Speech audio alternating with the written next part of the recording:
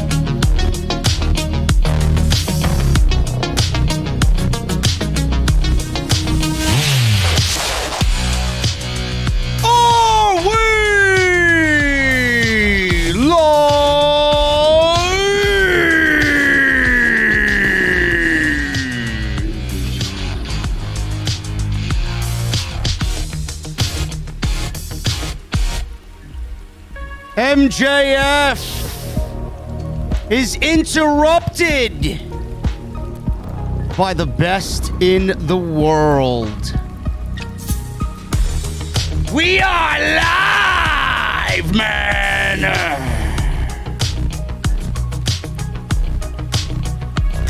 The fastest 2 hours in all of professional wrestling is AEW Dynamite, man. I actually didn't want the show to be over.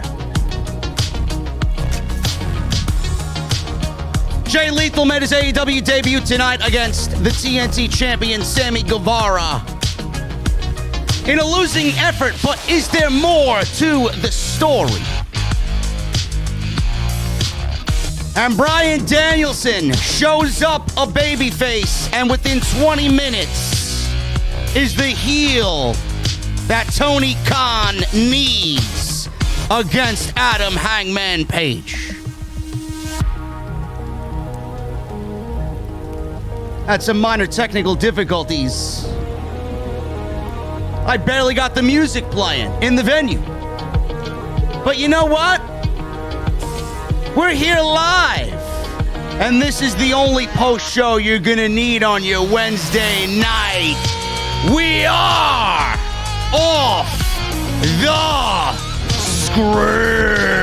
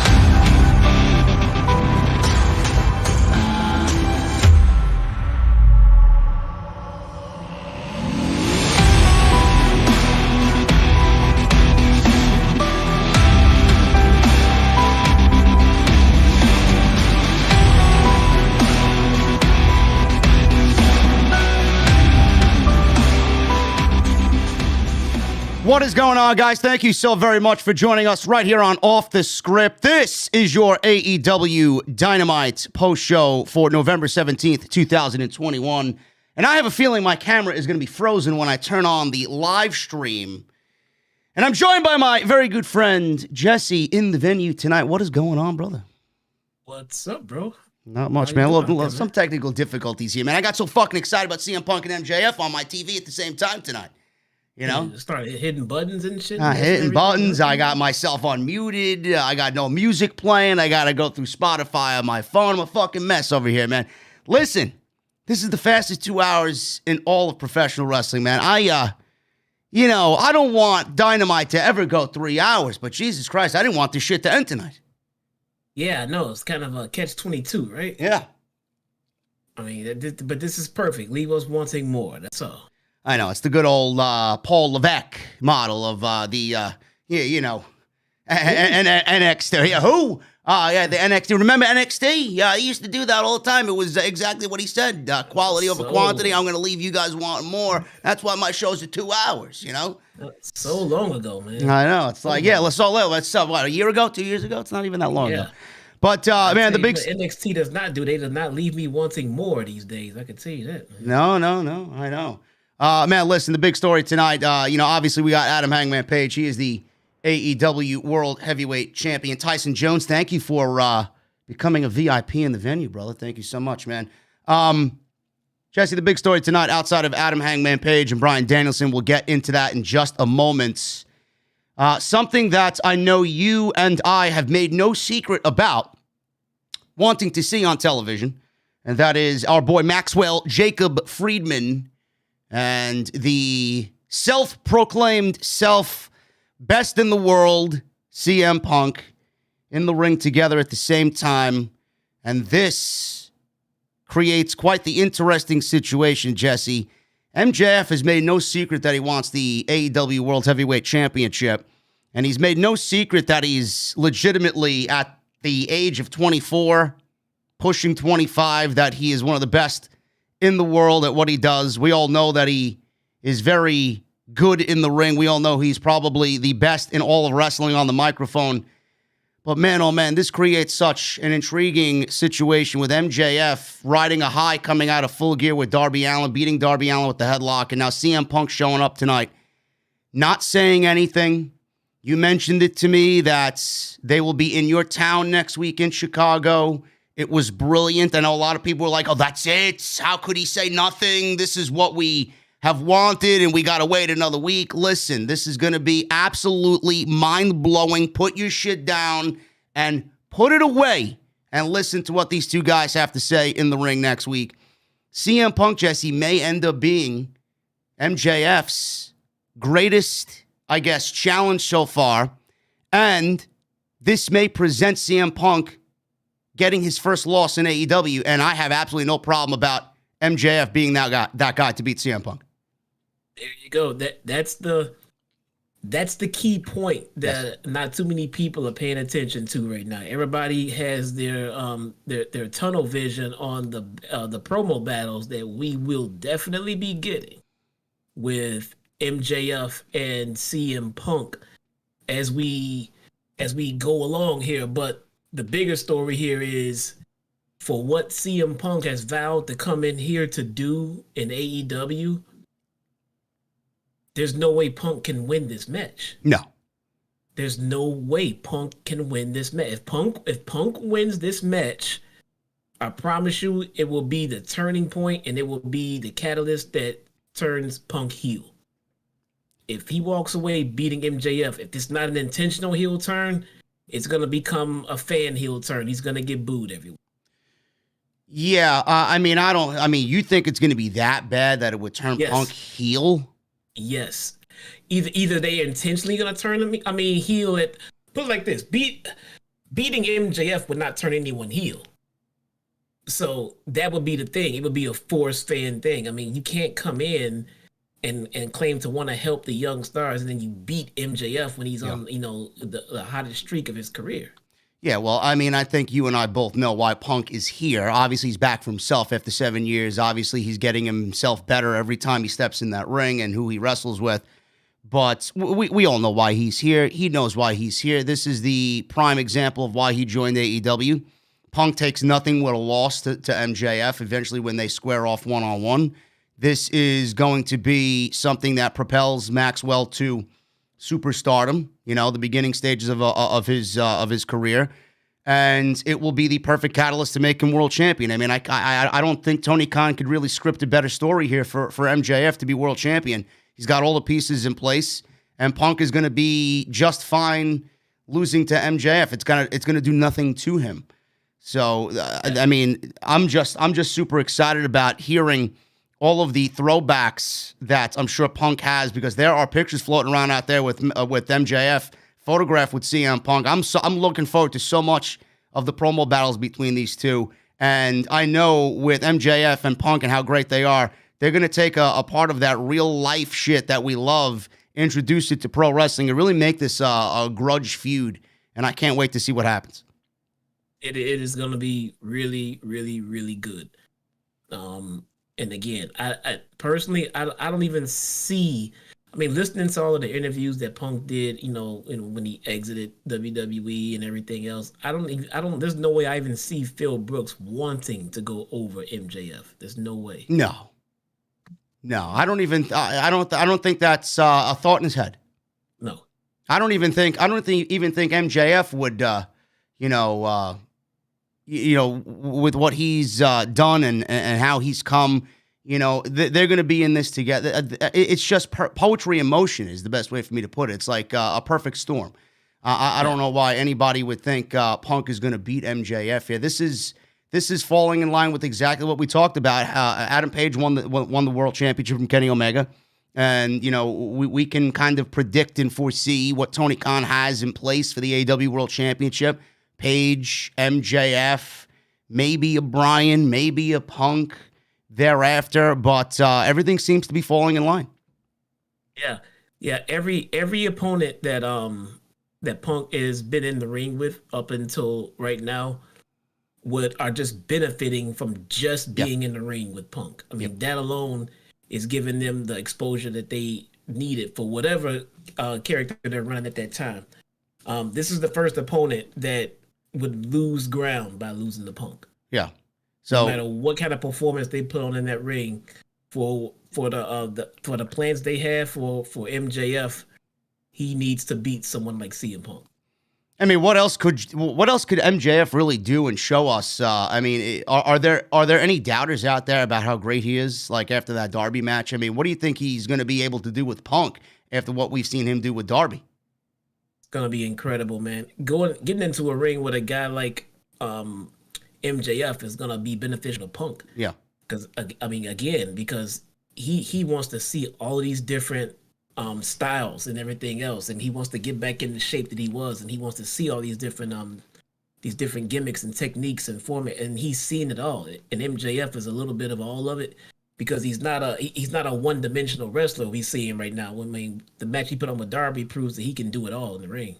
Yeah. When do you see this match happening? Like, when is the earliest you see this happening? We're ways away from Revolution happening at the end of February. Do we get like a special in December? Do we save this for the first show on TBS? What are we doing here? Yeah, don't we have a TV special coming up next month? I'm not sure what it is. Maybe Winter is coming. I don't know if Tony Khan has plans for that to happen again. Battle of the Belts. Battle of the Belts. I think that may be happening in January, but we don't have any really confirmation on Battle of the Belts, and I don't think this will be kind of something that fits that theme, being that it's going to be like their version of Clash of the Champions. Yeah, it's true. I don't know, but that's me, man. The longer they drag it out, the better, because that just means we're going to get promos upon promos upon promos leading up to it. Yeah. This is very exciting stuff between CM Punk and MJF. We got all of this happening a lot quicker than we all anticipated, and it's going to be mind-blowing. One of the best feuds of the entire year in all professional wrestling.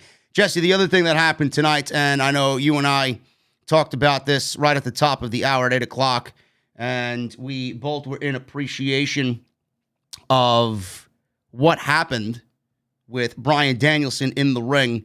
You and I talked about this on Saturday, and we talked about many of the different ways that Tony Khan could probably go and do this. And the one thing that we talked about with Paige winning the World Championship and Bryan beating Miro to become the number one contender was, if there's two babyfaces in this company that should go head-to-head one-on-one and just throw them out there and have them be themselves and, have the crowd do a split 50-50, it would be Bryan Danielson and Adam Hangman Page. And you thought that's the way they were going to go. Come to tonight's show on Wednesday, Page is doing National Cowboy Shit Day. He's there with the Dark Order celebrating. And we got Bryan Danielson interrupting Mr. Page in a very WWE-esque way. One guy in the promo in the middle of the ring, and then another guy's theme music hits, and he comes down and interrupts. So Bryan walks down to the ring, and he gets in Page's face, and all of a sudden, he starts getting a little frisky out there, starts getting a little feisty. And we see this different version of Bryan. Like, he's always been very intense, but he was really healing it up to a point where he actually mentioned WWE and WrestleMania. I wrestled in the WrestleMania main event, and I wrestled the next night, That was the heel turn right there. I know. But right there, that was it. He shows up on Saturday, a babyface. He shows up on Wednesday, and within 20 minutes, this guy is the heel that Tony Khan needs to go up against the much over babyface in Hangman Page. And it goes to show you that someone that talented like Bryan, who can pretty much just flip a switch like that, go from babyface to heel. I mean, not many people could do that so fluidly the way Bryan did and really be believable at it. And a lot of people are saying, why? But I ask, why are you complaining? Because you're watching the masterclass, the masterwork of Bryan, who's probably one of the greatest of all time, just go from babyface to heel and be exactly what Tony Khan needs for him to be in the moment. Right. I mean, it's like having it's just a wild card in your hand. I mean, you need something, and then you just turn to Bryan. Can you give me this? Like, Bryan, can you give me 15 minutes? Yeah. Sure. I mean, it was so organic and unforced to the point where he didn't have to come out and attack a babyface. He came out with a microphone, and here's the lost here's the lost appreciation of the art of what Daniel Bryan did tonight. He wasn't too different from himself. No. He was just amped up and triggered a little bit. You could tell he came out with a little bit of an attitude. I mean, but he didn't change his whole gimmick. He's the guy that wants to come out and fucking wrestle. He said in the scrum after he debuted, he literally said word for word, "I'm just here to fucking wrestle." Yep. All right, and that's it. And we get this guy out there talking about, you know, how great he is and this and that, and then you know what? Fuck your celebration. I want to wrestle. He didn't do anything different. He mentioned Hangman's failures. He mentioned that he would rather be in the ring with Omega than Page. He mentioned that Adam Page is not wrestling the day or the moment after he won the championship while he did it doing WrestleMania main event. So he mentioned the competition and WrestleMania, which was going to get a heel reaction from this crowd anyway. And then he challenged Evil Uno. Everybody loves Evil Uno. And then he beats Evil Uno and challenges Colt Cabana in Chicago next week, saying that he's going to kick Colt Cabana's ass in his hometown. Like, he chose every moment so perfectly, and what he wanted to say so perfectly that you know, I'm not going to boo him because I love him. You're not going to boo him because you love him. We appreciate because we're a lot older, but the people in that arena were legitimately booing, like, fuck this guy. Fuck this shit. He came out, he got in the face of the new champion, and then he threatened the entire Dark Order, every last single member, which are over baby faces right now. And then when he got done with that, then he called out Colt Cabana in Chicago. Yeah. I mean, which, by the way, is going to be a fantastic match next week. I can't wait to see that. It's going to be a great match. It is. That's gonna be great. Bryan's gonna get the boos that he deserves for this gimmick in Chicago.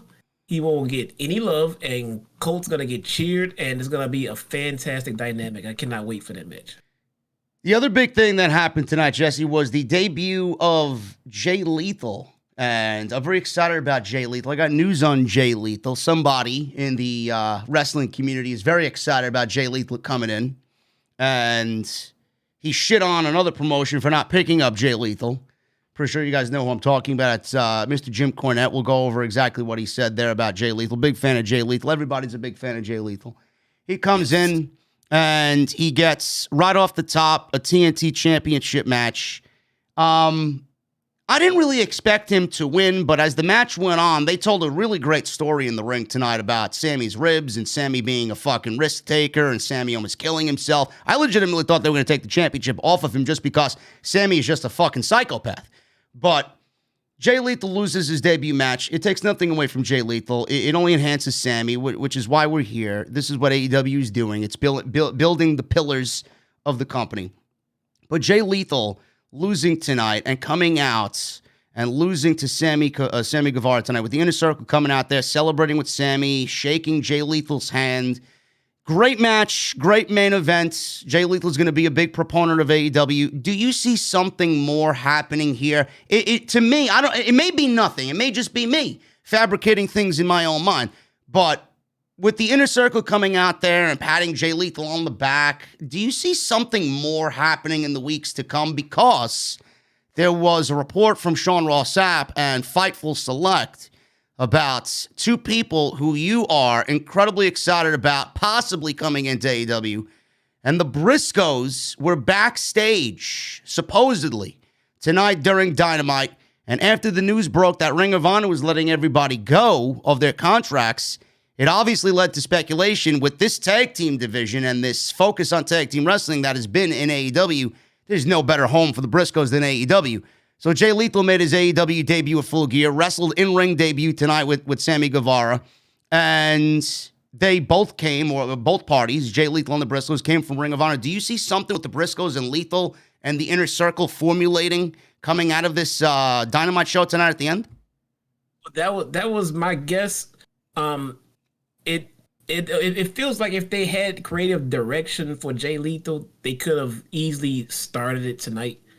So this would have been the perfect opportunity to bring out the Briscoes if they were going to have them, associate with the Inner Circle at all or Lethal or something like that.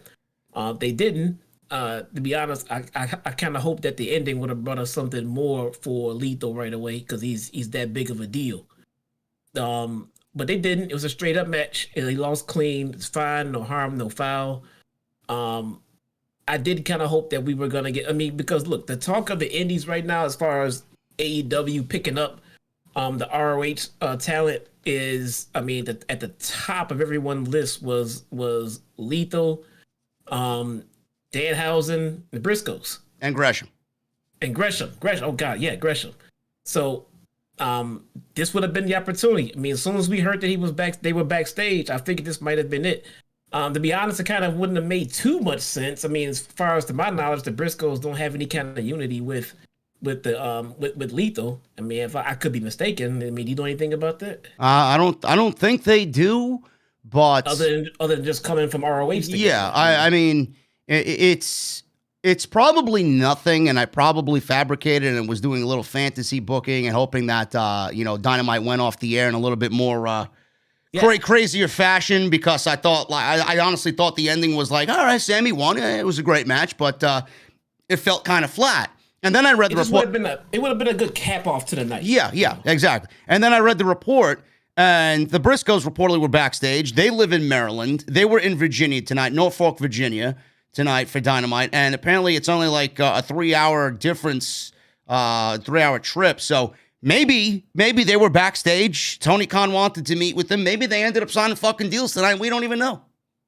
Who knows? Where are they from? They're from what? Maryland. Carolina. Maryland? Yeah, there we go. Yeah. So yeah, it was not far. Look, I'm just happy there's communication there. I'll take the Briscoes however I get them, whenever we get them. That's fucking great. That's great. We got Lethal.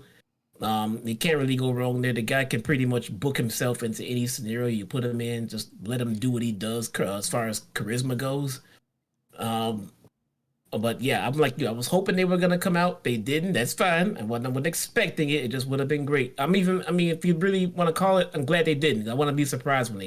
Well, maybe they show up next week in Chicago. I can't remember a time that Tony Khan went into Chicago with AEW and they didn't have some fucking major thing happen. So it may be next week. Who knows? That would maximize their debut. Yeah. That would guarantee the biggest pop imaginable for them in the current situation, coming in cold. You pop at a Marktown, you come to Chicago, you can get over. Yeah.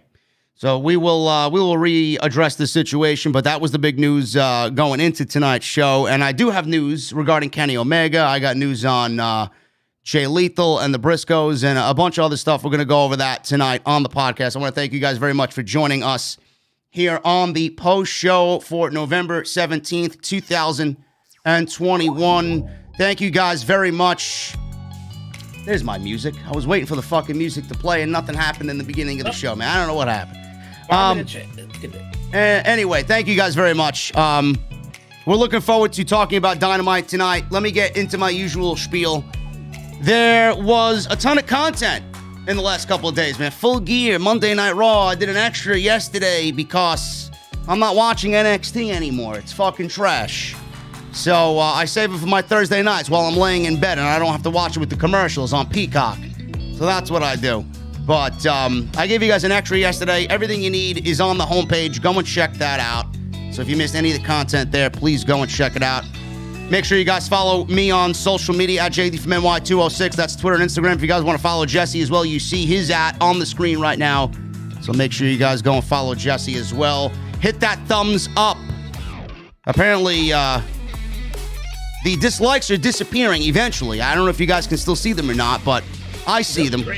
I was watching some video today. I didn't see dislikes, so I guess it's slowly rolling out. But they're removing the dislikes. But make sure you guys hit that thumbs up regardless.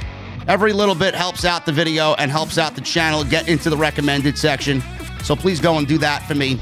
Hit that thumbs up and hit that subscribe button. Hit the bell, turn on the notifications, hit the join button.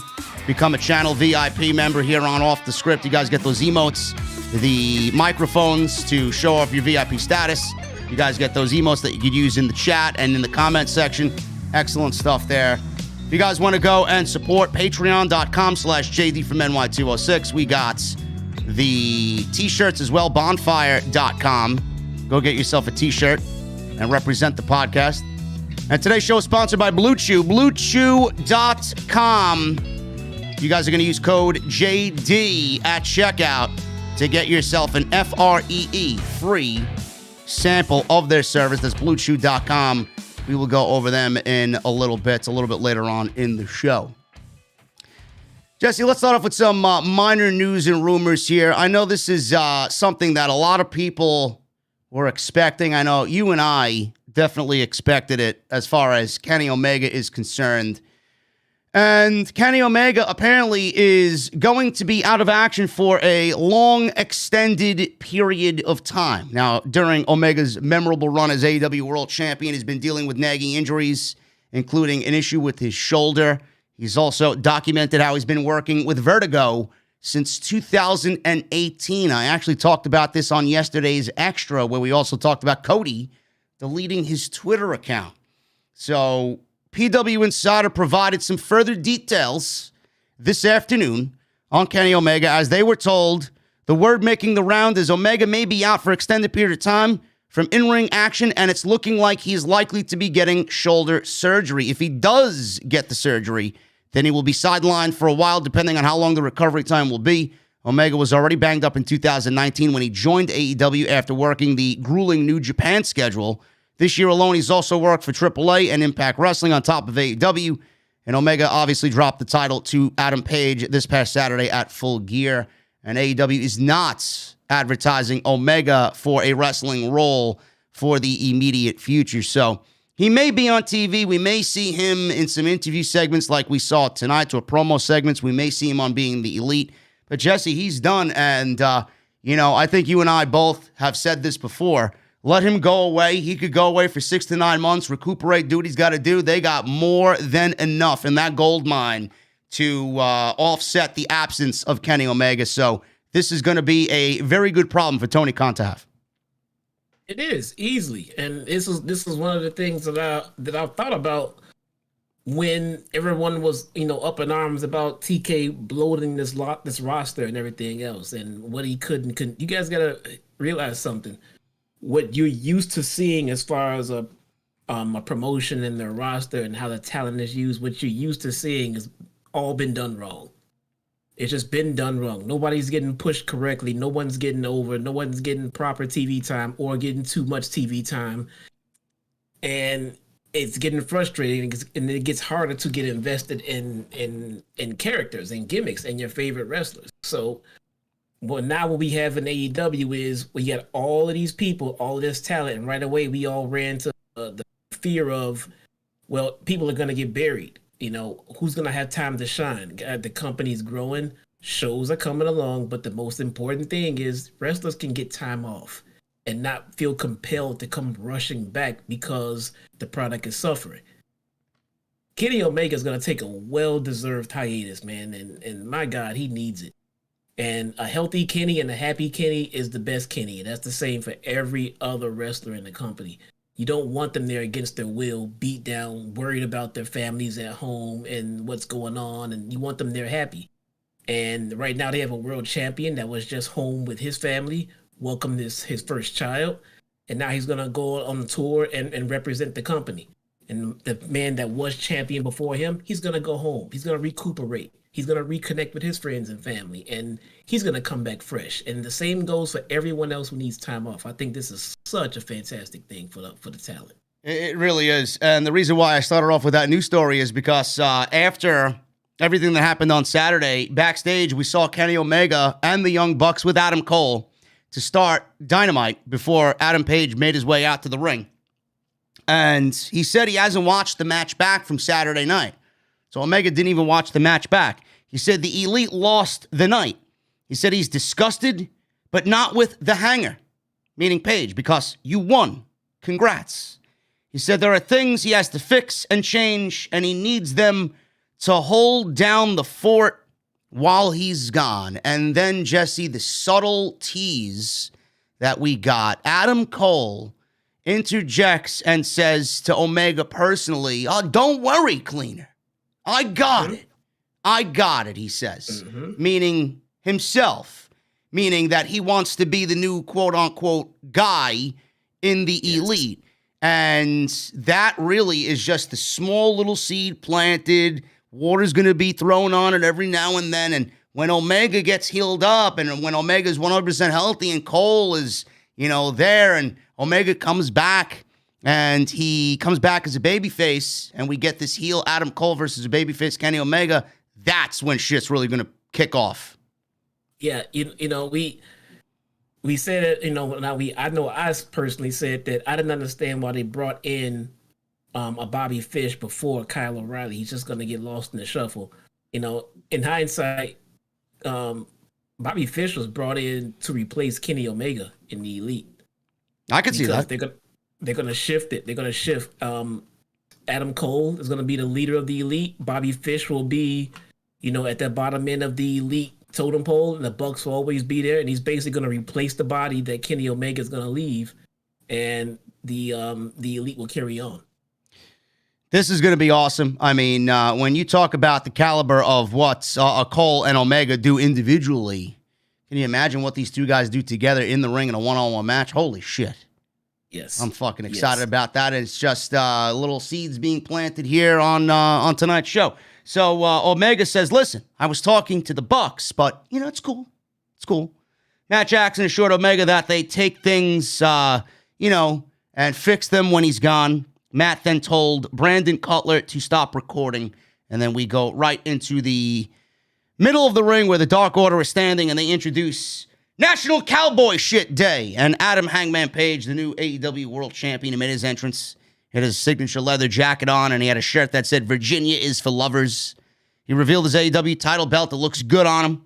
He strutted to the ring, and the ring was, I guess, kind of lightly made up with, like, balloons and, like a cowboy star on the ropes.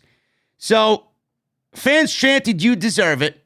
Hangman said he wanted to stop them. Listen, I didn't deserve it. I earned it. So clearly, you know, the fans, instead of chanting, you deserve it, they started to chant, you earned it. So they switched up there, which was pretty cool. He said he is often quite shy and reserved, and he, quote unquote, doesn't flap his gums all that often, but he's now the AEW World Champion, and I think I'll do whatever the hell I want. He said he is still just a man with a job and a boss to answer to. He said he told them all at their very first press conference that boss is you, the people. He said if his boss will allow, he'd like to celebrate National Cowboy Shit Day with them, so we got a cowboy shit chant breaking out in Virginia. He says he knows the title carries a lot of weight and responsibility, and after Full Gear, up next is the American Dragon, Bryan Danielson. Cue his music. It's almost as if Kevin Dunn, the Beaver, was backstage working. You cue Bryan's music, and out comes Bryan Danielson. And he walks to the ring. He enters the ring. He's got a microphone in his hand. Shivani called this a big moment. It is a big moment. Anytime Bryan's on TV, it's a big moment. Danielson said he comes out to essentially say one thing. Congratulations, Adam Hangman Page. He added that he's super excited for the match, but to be fair, and this is heel tendency number one here, he's a little surprised and disappointed that it's not Kenny Omega standing across the ring from him. Fans booed. So Adam Hangman Page says it's not Kenny because I beat his ass at Full Gear, and if I'm not mistaken, I managed to do it in less than 30 minutes. As a callback to Bryan and Omega wrestling at Grand Slam at Arthur Ashe Stadium that went to a 30-minute time limit draw. So fans broke out into another cowboy shit chant. Then Bryan says, listen, I didn't come out here to start beef with you. Although, to be fair, you're not going to be wrestling someone who dresses up as a Ghostbuster on Halloween. I'm coming to kick some ass. And if you guys see cowboy shit, apparently cowboy shit doesn't involve wrestling. I'm out here wrestling every week, and you're out here flapping your gums. He said when he won the World Championship at WrestleMania, crowd rained down boos for heel tendency number 2 here. He wrestled the very next day. The very next day. And then he says, of course, Virginia boos hard work. Heel tendency number 3, shitting on the fans. Hangman smiled and said if he wants to wrestle for the title, I don't see why we can't do it right now, tonight. So they went face-to-face. Fans chanted, yes, yes, yes. This obviously means the fans are interested in what's going on here. Danielson said, normally I'd be up for it. But here's the thing. I'm out here. I'm ready to wrestle. I have my gear on. And you've got your cowboy boots on and jeans and some sort of horrible leather jacket. So he said when he got there, everyone told him Adam Hangman Page has a long list of excuses for why he's failed his entire career. He says he doesn't want to beat him for the AEW title, and have him have the excuse that he's not ready. Hangman said that he can have it his way and not have the match tonight. He said Virginia is for lovers, but he would still love to fight. So Hangman was held back by the Dark Order. Danielson said he was letting his little friends hold him back, so he's not really interested in fighting right now. Huge let them fight chant. Danielson said the Dark Order knows he'd kick his ass, so there's no way he'd let him go or they'd let him go. Hangman then just barreled through the Dark Order. They had a little mini brawl. Page tackled Bryan down. Bryan rolled out of the ring. This was excellent, and this was fun, and I love feisty Bryan. You know, Bryan can get very sarcastic. He's got that very dry sense of humor, so when he wants to project some sort of insult, it comes off. It almost comes off as if it's a joke, but it also comes off very truthful when he says it, which is what I love about Bryan. And like we talked about at the top, you know, Tony Khan obviously wanted to go in a different direction. He asked Bryan, listen, I need you to play heel. You've played heel before. You did it fucking brilliantly. Can you do it for me during this feud with Page? Let's get the job done. Let's get him over before he drops the title to MJF. And Bryan is going out there doing what Tony Khan needs to do brilliantly. There's no more to be said, really. It is. And to be honest, I would not be shocked at all if at the end of this feud, Bryan decides to just go back to babyface, just like that. Easily. I mean, I there's a small part of me that wishes he'd stay heel. But I don't want that to happen because I have just all these fantasy matches about him and Punk teaming up, and obviously they're babyface, or Punk's a babyface. I would rather them be a babyface team. But, I mean, bro, his heel work in WWE as the Planet's champion, that shit was fucking fantastic. I was just gonna say, I mean, I was hoping for a Planet's champion. Yeah, man. That might be asking too much. I mean, that's again, that shows his range because he's gonna go heel and be. I mean, from what I can tell so far, it's nothing like the last time we saw him go heel. It's a different heel. Yeah, you know. So I mean, that also is a testament. I mean, kind of like Seth Rollins, to be honest, because Seth is on a god tier heel run right now. And it's not exactly the same as his other heel runs, which have also been pretty damn good. So, I mean, you got to acknowledge it. It's easy to just be the same heel or the same baby face, but if you can change it up and still go, that's just talent, man. Now, the thing is, does this continue? This is Virginia. Obviously, they were in the heat of the moment. They got a hometown guy there in the ring as AEW World Champion. Does this continue in Chicago? Do you see Bryan getting booed like this in Chicago? Well, a town that is obviously, you know, notorious for loving, you know, guys like a Bryan, guys like a Punk. You know, they are one of the smartest cities in the world. Like, is Bryan going to be enough to have that crowd boo him next week? He's going to get booed out of the building. And I think he's expecting that and hoping for that. So he gave us his heel turn the week before, made it clear that he wanted to be heel. So he told the smart fans in Chicago, hey, I'm coming out heel. Not only that, you know, I'm going to be wrestling one of your beloved stars in Colt Cabana. He's gonna smash him. I mean, I expect Bryan to beat the holy hell out of Colt Cabana and get even more boos. I think Bryan's going to get booed out of the arena. Do you see how, chat, do you see how Tony Khan takes what happened that Full Gear and then what happened tonight and then applies it to next week? This is, you know, everybody says, oh, well, JD's on AEW's payroll. You know, listen, if I was on AEW's payroll, I would have fucking blasted it to the goddamn universe by now, and you'd fucking know, believe me, because I wouldn't shut up about it. But the thing is, when we watch Monday, we're fucking so fed up that nothing makes sense, and they don't put any effort into anything. And Jesse, when we watch Wednesday, look at these last three shows, Full Gear, Dynamite, and next week with Dynamite and Colt Cabana and Bryan in the ring. Look at how simple it is to continue a fucking storyline. He called out the Dark Order. They're in Chicago next week. Colt Cabana's in Chicago. Bryan knows he's going to maximize this heel run, how minor it is for the match with Page against the Colt Cabana. He knows he's going to get booed in Chicago against the hometown guy next week. I mean, if this was WWE, you'd think they would go to the lengths of doing all of these things that should be done. They'd bypass everything and not give a shit. Look at how Tony Khan is just focused on what he's got to do and how everything just works flawlessly. Yeah, I mean, again, long-term booking. The guy had Hangman win his title and come out for his celebration in his hometown. I mean, he just planned it out. Turn Bryan heel. How do we make it better? Let's go to Chicago and beat up Colt Cabana. Yeah. I mean, it works itself out when you plan it the correct way. Beautiful stuff. Beautiful stuff. Bryan and Uno, I was looking forward to this match. It didn't last as long as I wanted. I'm a big evil Uno guy. I'm a big Stu Grayson guy, too. I think they're a fantastic... You know, Jesse, you mentioned the Acclaim. Incredibly underrated or underutilized. I think evil Uno and Stu Grayson, man, holy shit. You let them go out there and have a great tag team match, I'm telling you, they're up there with the best in the entire division.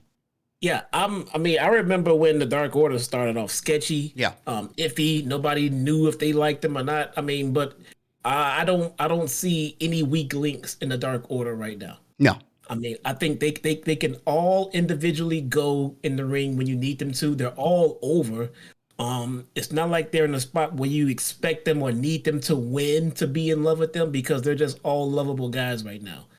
And right now they are backing the world champion too. So Hangman winning that title is also helping the Dark Order, because they're all still friends.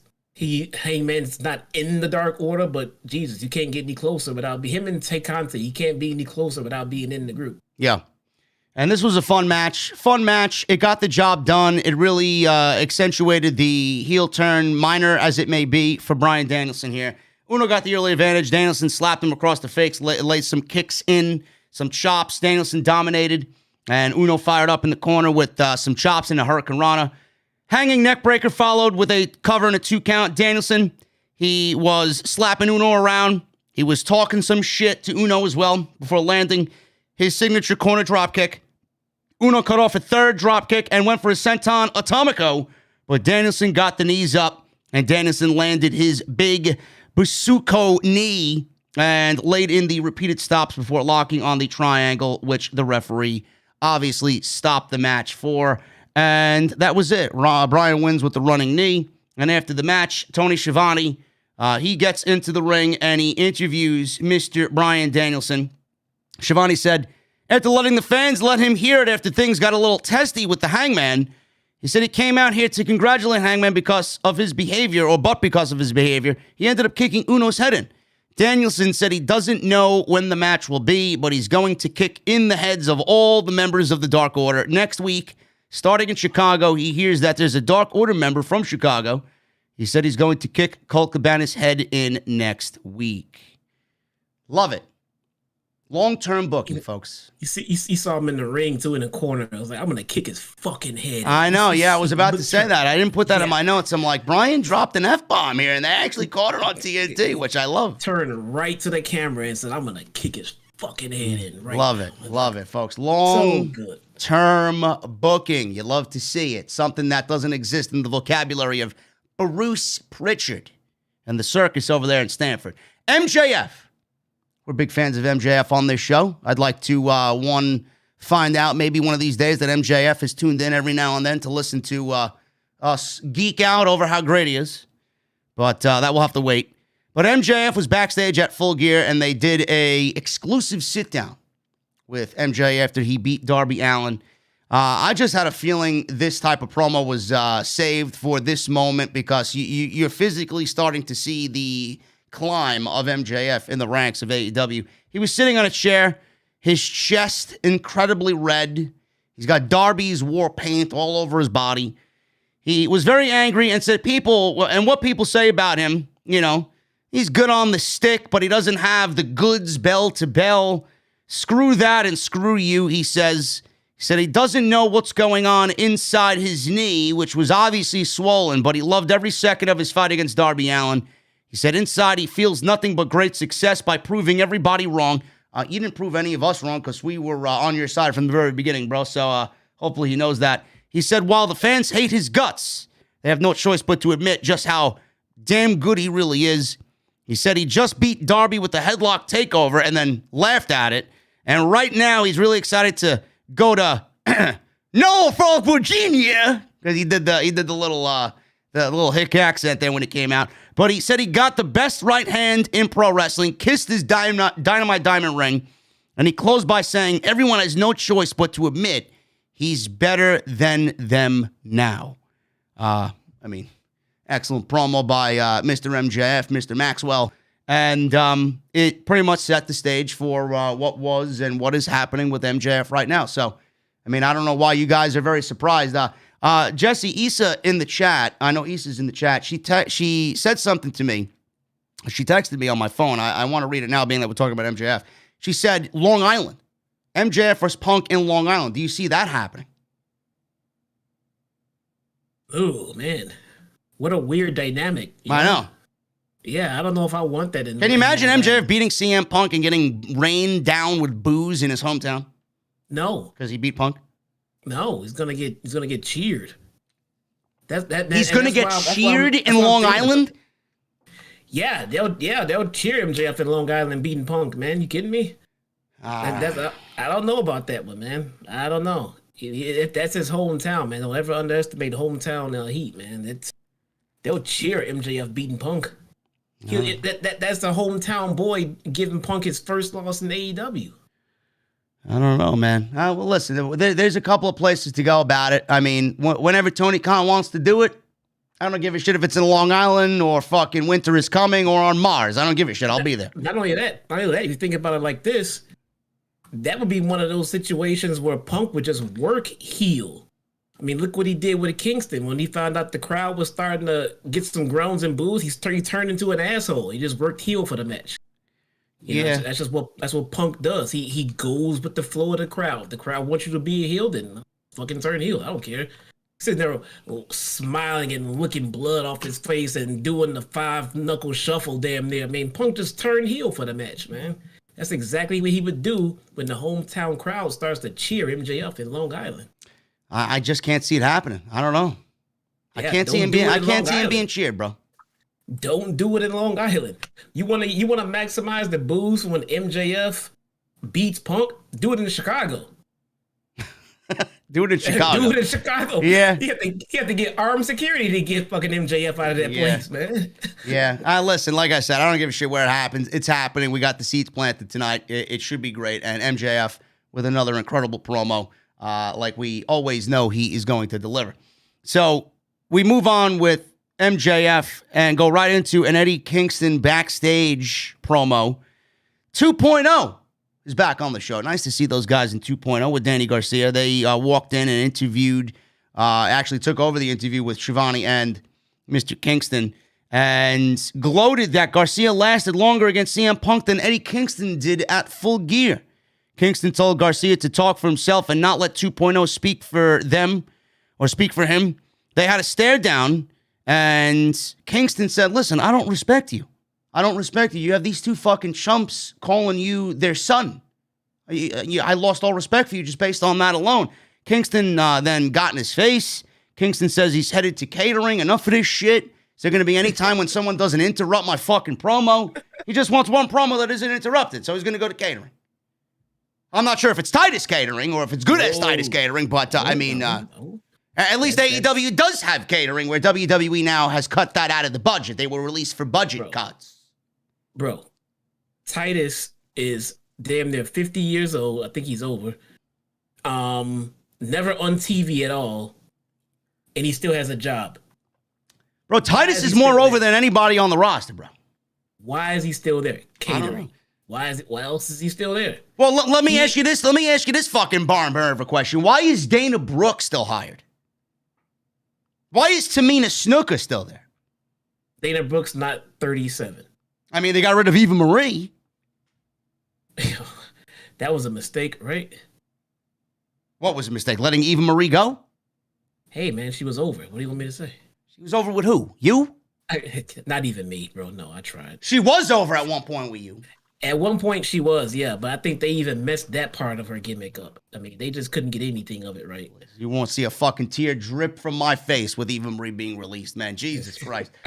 Anyway, Eddie Kingston and Danny Garcia. It looks like they're moving Kingston on to some minor stuff before we pick it up back up again with Punk and maybe Moxley and Bryan involved. I'm hoping for that. It's just money waiting to be printed there. But anytime Kingston is on TV, it's always a great thing. He was actually hurt at Full Gear, or there was a report of his injury. Eddie Kingston came out on social media and said, I'm not missing any work.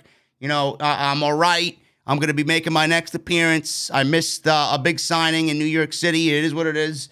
I will not be missing any work, so it's not as serious as everybody thought it would be. And Eddie Kingston's a very physical guy, so he's obviously, working with some normal wear and tear like a professional wrestler does, but it's not too serious. Same thing with Black. Malachi Black is not, hurt. He's not injured, but it's all minor, so nothing to worry about there. Butcher and Blade, Jesse. You're a big fan of these guys with Matt Hardy and the Bunny. I love Matt Hardy. I'm not a fan of this Hardy family office bullshit. But Orange Cassidy and Tomohiro Ishii from New Japan Pro Wrestling, they came out with Rocky Romero and Chris Statlander with the Best Friends. I'll tell you what, man. I look at Butcher and Blade the same way that I look at the Dark Order with Evil Uno and Stu Grayson, man. Very underrated. And I got to shout out my boy, the Butcher, man. He looks fucking fantastic. Whatever he did in the time he was gone, man, this guy looks like a fucking savage, ready to rip your fucking throat out. Yes, he looks good. I would love to see them and the Bunny branch off and just go be a trio somewhere. Yes. Give them a nice solid run. Give them some personality. Give them some time to get over on the mic. Something. I want to see these guys. They look fantastic. Yes. So we got this match with Mr. Ishii and Orange Cassidy. They're now a part of Chaos, led by Kazuchika Okada, which we did get a Okada reference on commentary tonight. Ishii won the New Japan Pro Wrestling Never Openweight Championship this past weekend. If you guys don't know what that is, neither do I. I don't watch New Japan Pro Wrestling, but I do know my boy Jonah Rock is now in New Japan Pro Wrestling. So I'm happy to see him find work. And if anybody has any reviews on this Okada and Buddy Matthews match, I'd love to know. I'd really love to know. I'd love to watch it. Maybe I'll find it somewhere. I don't know. But I'm glad Jonah's back in the States. Jesse, this was a fun tag team match. This was pretty much, I think, just to get Ishii on AEW Dynamite on TNT, push Chaos. This was all pretty much done to just continue to push Chaos into the Forbidden Door, push Okada into the Forbidden Door. We got some Orange Cassidy hijinks, and then obviously Ishii. This guy's a fucking... I don't want to ever have any situation where I'm staring face to face with Ishii, man. This is another guy. It looks like he'll fucking do a Mortal Kombat fatality on you right in the middle of the ring. This guy is fucking thick. This guy. He looks like a really lean sumo wrestler. Yeah. He looks fucking brutal. That's all I'll say. Yeah. But he got his stuff in there, little forearm shots here and there. Orange Cassidy was obviously beaten down. They got some heel heat on Orange Cassidy. He made his comeback and reached for Ishii and the hot tag. Ishii took out Blade with a shoulder tackle, some chops, a backdrop suplex. He went for a cover, got a 2 count on the Blade. Butcher tagged in. They traded forearms in the center of the ring. Two big boys here going at it. Butcher laid some chops in the corner. Ishii snapped and began to lean into them, asking for more. Ishii placed Butcher on the top rope, landed a big-time superplex. Butcher and Blade then got the advantage after Orange tagged in, and Mr. Cassidy was quickly countered with a DDT on the Blade. He went for a near fall there. Hardy distracted Orange Cassidy on the outside. Butcher and Blade hit a combo suplex, neck breaker move, I believe, or it was just a suplex. But Ishii broke up the pin and tagged himself in. Ishii laid in his, his punches and elbows and chops in the corner. Hardy and Bunny distracted him. Blade got the brass knuckles from Bunny behind the referee's back. He tried to sneak in from around, but Mr. Rocky Romero pulled him out of the ring. Orange landed a dive on the Hardy family office on the outside. Ishii then just took Blade with a lariat, leveled him, and then a vertical drop brainbuster for the 1-2-3. So Chaos, Mr. Orange Cassidy, and Ishii win their match here on Dynamite. But Jesse, this is all leading to Okada. Do you see Okada coming in and doing shit with the Hardy family office, or is it just going to be, Okada coming in and kind of doing his own thing? Because they're really pushing Okada with this Chaos and Hardy family office shit. Yeah, I don't know what kind of plans they had for Okada and for what he's going to do when he comes over, because clearly they had Omega pegged to go away. and just a random Dynamite is not the platform to put Okada and Omega in a ring anyway. But Moxley's been the gatekeeper for the Forbidden Door so far, and now he's out with recovery. So I'm wondering if the plans for Okada got pushed. And they're just going to keep it fresh. I mean, it would be smart to have the rest of Chaos come in before we get to Okada anyway, because after that, I mean, we don't really care about who else is coming in from Chaos. So he was the ultimate final boss in Chaos anyway, but I'm wondering if they have to find another opponent for him. I'm wondering if that was Mox, because he's been the gatekeeper for New Japan. Yeah, I don't know. I mean, if they're bringing in Okada for this, I can't find myself to get excited outside of just seeing that initial Okada reaction, and then that's it.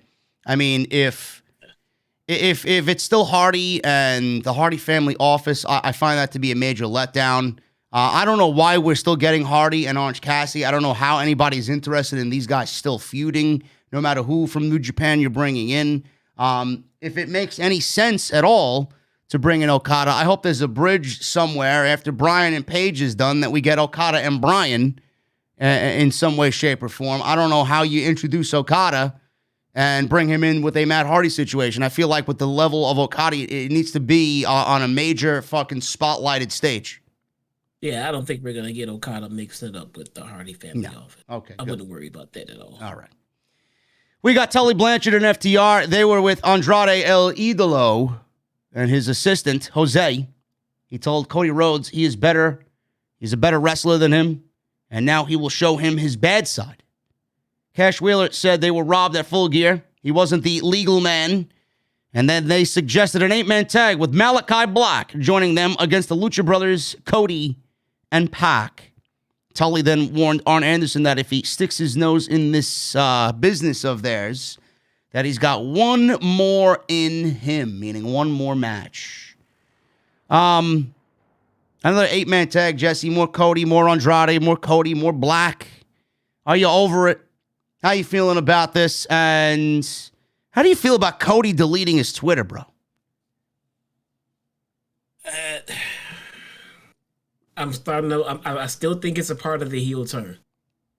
I mean, because if he's just deleting his, put it like this: if it's not a part of an ultimate planned heel turn, then this is just getting worse. Because now he's just complaining, and now he's trying to avoid and not listen to fans.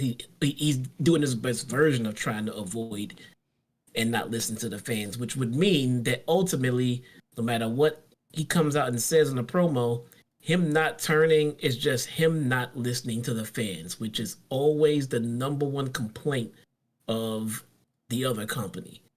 So does he really want to go out on his high horse, not listening to the fans, or is he taking us for an extremely interesting ride in his heel turn?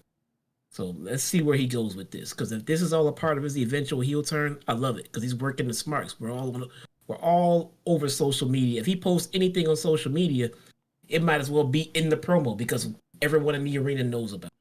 Yeah. So deleting Twitter would be a part of that. So yeah, that's what I said yesterday. I'm like, everybody's making a big deal about Cody deleting Twitter. Oh my God, where did he go? Did he get really, angry and triggered at all the trolls on social media? I'm like, Cody, I don't think Cody is on Twitter as often as everybody thinks he is, but he's moving exclusively over to Instagram, and he's going to be uploading whatever he uploaded on Twitter on Instagram. Instagram is no better than Twitter with the fucking bullshit and the trolls and all the degenerates over there. So, I mean, he's probably trading one for the other, and it's not really much of a difference. But like I said yesterday, I'm like, this is exactly what Cody wants you to think. This is probably all part of him, hopefully, using this as momentum to get to the end result in whatever he's trying to do here. Yeah, Naomi deleted or suspended her Twitter account because she was going through extremely difficult personal issues, and the fans were not being very supportive at that time. Oh no, they were blaming her for her husband's alcohol problems. I mean, it's fucking ridiculous, dude. But Cody is just out here mad because the fans want him to turn heel, so he deletes a tweet. Oh, God, this has to be a part of the turn. I mean, it sounds so petty and stupid. I'm hoping it's a part of the eventual heel turn. I hope it's a part of the heel turn as well. And again, we could all sit here. We could all sit here and shit on Cody Rhodes. All shit here. We could all sit here and shit on Cody Rhodes. But if there's somebody in this company that is very aware of what's going on and what he needs to do, I don't think Cody Rhodes would be that guy to go against everything that he sees so clearly here. Like, I think Cody, of all people, knows exactly what he needs to do. Like, I don't want to sit here and doubt he's, got this WWE mentality. He's not going to listen to the fans. Cody's a storyteller. Yeah. Cody is probably one of the best storytellers in all of the business. So let him tell his fucking story. Like, why are people jumping down his throat? Like, I know you want to boo him, and I know you want it to happen now, and you want him to be in the role that he's supposed to be in because of the reaction that he's getting now. But you got to give it time. He's telling his story. There's no doubt in my mind that this man knows exactly what he needs to do. Yeah, that's what I'm hoping for here. And I hate the people in the business that likes to come out and say things like, "Oh, well, crowds are just booing him because that's the stylish thing to do now." No, the fans are booing him because they don't like what he's doing. And I mean, I'm gonna continue to boo him. And when he comes to wrestle next week in Chicago, he's gonna get booed out of the arena, and I'll be one of them booing. And I want to boo Cody for the right reason. So I want him to turn heel so I can continue to boo. You're going to Dynamite next week? Yeah, I'll be there next week. Yeah. Okay. I told you that. I'm taking my son. Oh, that's right, man. There's so much going on, man. You tell me one thing, I fucking forget it. So you're not going to be on the show next week? I will not be on the show next week. Okay. I will be at the show, man. There's a solo venue next week. So everybody that can't stand Mr. Smart Mark over here, he won't be in the venue next week. So prepare your cold beverages. Yeah, I'm sure people will be just distraught. Yeah, they're going to be so heartbroken, brother. You're not here. Yeah, right. Anyway, we got Britt Baker, Dr. DMD, Britt Baker, Jamie Hayter, Rebel Baker, quickly said that Hayter will defeat Thunder Rosa on her ride to championship gold. But there you got the subtleties of Britt Baker already claiming that Thunder Rosa is going down in one way or another. If it's not by her hands, it will be by Jamie Hayter's hands. So this is nothing more than small seeds being planted as well for Britt Baker and Thunder Rosa in the months to come. Yep. Nyla Rose and Hikaru Shida. This is a quarterfinal match for the TBS Championship tournament. And this is where we're getting down to the good stuff in this tournament. This was actually a very, very good match. And I thought this was awesome. I thought Shida and Nyla Rose had a very good match together.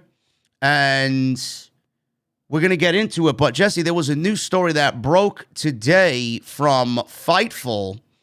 And it had to do with TNT and this rumor about TNT not sending mandates or sending mandates to AEW requiring women's wrestling. Now, Fightful Select is reporting, and they reported to clarify that this rumor about TNT sending down a decree to AEW saying that they must feature a women's match per episode.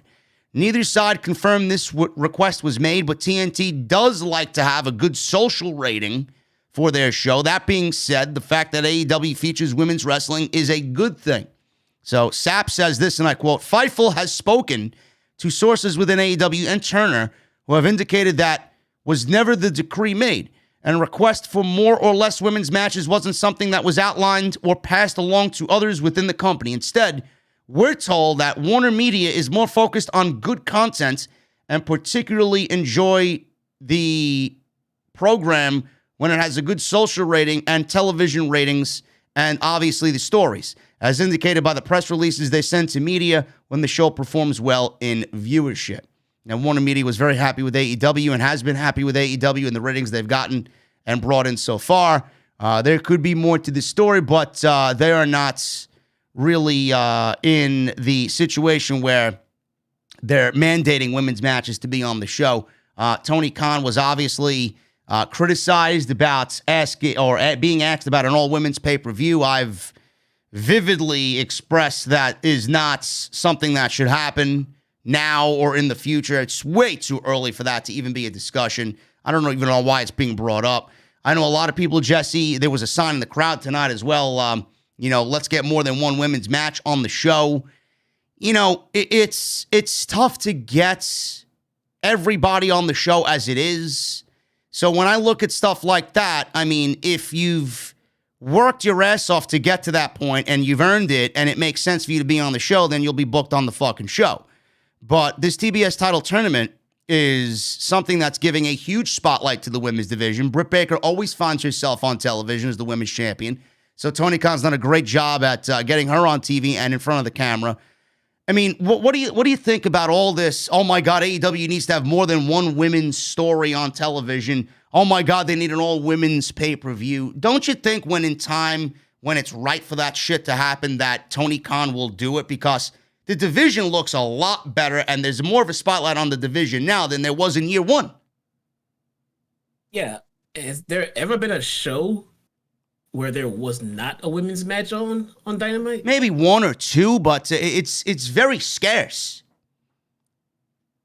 Okay. Well, I didn't even realize that. I mean, and if that's the case, if there's just been one or two, I don't understand why that is called for an edict to come down. I mean, but nonetheless, I don't want anything on the show, whether it be it could be a TNT title match, it can be a world title match, it can be the women's matches. I don't want anything on the show that feels like it was just thrown on because it had to be there. Yeah. I mean, it just, I understand what they're saying. So if they want more than one women's match, great. Then you need to give them time to build up the division until it gets to the point where more than one women's match on TV flows and makes sense and is entertaining. Not just we have a 2-hour show and it's jam-packed and awesome, but we got to scrap some of it so we can put more than one match on just so the people are happy. Just having the match there is not going to what make everyone happy. What we want is a great show. And we would love for that great show to have more than one women's match. That is absolutely true. Sure, there's nothing wrong with that. But I don't want to have to look at just a random Bunny versus, whoever match just because Penelope Ford. More than one on.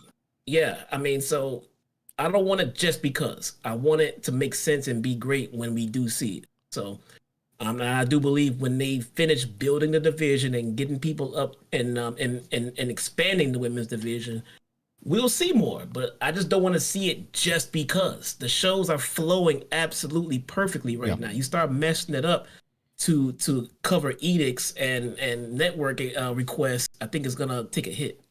And to add to what you said, which was something that I feel very, on the same wavelength as you about, when you see more of a Thunder Rosa and you see more of a Britt Baker and you see more of a Ruby Soho or a Chris Statlander, and you see them wrestle week after week after week after week after week, it gets, and I love those women, don't get me wrong, but it does get a little boring. There has to be, in the back of your mind, you got to keep things special. If you saw Thunder Rosa every week wrestling, is it special? No, it's not. If we saw Roman Reigns every week on SmackDown wrestling, I mean, they could use him wrestling every week because that show sucks. But if you saw Roman Reigns wrestle every week, is it going to be special? Is Roman Reigns going to be special to you? This is the problem WWE has. Everybody needs to wrestle every week, and then they lose their appeal in about 2 months. So I don't want that appeal to be lost on these women because right now they got a good thing going. If you saw Jade Cargill wrestling every week, she could probably use it, but they've built her and booked her pretty decently for somebody that doesn't really know what she's doing. She's undefeated. Right. And, we don't see Deeb every week. We don't see Shida every week. I don't want to see Bunny versus fucking Penelope Ford. I don't want to see these women I've never heard of. When they're ready to be on TV and in front of the big stage, then they'll be ready to be in front of the big stage. You're not going to put somebody that I don't know on TV. That is specifically saved for Dark, which those shows are utilized for. And I was just going to say, I watch Dark every week, and we get multiple women's matches on Dark. Yes. And I watch them. I mean, I don't zip by them. I watch the matches because you can see where and how they're trying to improve the division. So as they do, I'll be watching. When they make it to TV and I come here, I'll say, hey, this person's been working on it. I've been watching them on Dark week in and week out. So they deserve to be here. Let's see what they got. As opposed to, hey, they just pulled this person out of nowhere and we're going to put them on TV because TNT more women's matches. You know, and I would love to see the same energy from these people, asking Tony Khan about an all-women's pay-per-view in AEW. I hope you keep this same energy about why WWE's women's division is fucking complete dog shit right now. They've built no new stars. You know what you should be doing? And you know what you should let Tony Khan do? Continue to build new stars, because that's exactly what he's done very well up until this point. He's going to be bringing in some more veteran talent. They just brought in Santana Garrett. She debuted for AEW on Rampage. Ember Moon more than likely is coming in. If you don't think she's on the radar for Tony Khan, then you're a fool. That woman is going to add a lot, just like Ruby Soho and everybody else is going to add a lot. But let Tony Khan build this division, create new stars so that you guys get what you want through Tony Khan, through hard work, instead of WWE doing something because it's a political fucking statement. Don't make this into a political statement. Please, let the man do what he's done all this time, and that is create from within. When he does that and you see it, you'll know, and then that's the point where we can say, you know what? Let's do an all-women's pay-per-view. I think everybody's at a level where they need to be. Let's do it. We can handle it. It is. It is. I was just even. I mean, if you guys just pay attention and look, it's already happening. We've already seen. I even texted you earlier about Deeb. Deeb has this complete hard on for Shida. She really hates this woman right now. So every time we see Shida, we get Deeb out there getting in the way and building that feud. That's a different storyline. That's a women's storyline. It's not about the title. It's already happening, yes, guys, and it's happening organically. The thing with Deeb and Shida, I mean, I'm looking forward to the next match. Deeb is fucking pissed and she fucking hates Shida. I mean, that's great. I love it. Let's see it. I'm looking forward to that match too. The TBS title tournament has been given a huge spotlight on TV. It's been given, to multiple women to try and get over. These matches, I mean, I don't understand people's fucking criticisms. The matches in this tournament have put the Queen of the Ring tournament to shame. Where was this energy when WWE did fucking 60-second matches in a Queen of the Ring tournament throughout the entire tournament? Like, look at the first match in this tournament when it was 15 fucking minutes. Like, why aren't we focusing in on that? But no, you want to ask this man for an all-women's pay-per-view. You guys, you got to remember something. We are asking for things that we've asked for from WWE, and AEW just opened 15 minutes ago. Yeah. Guys, they have to establish a lot more than just a roster. They need a TV platform for all of these people they're signing. They have 1 2-hour show and 1 1-hour show. They have 3 hours a week to give millions of people all their different requests and complaints. You guys got to slow down and let the company grow. Let them grow, and we'll get it.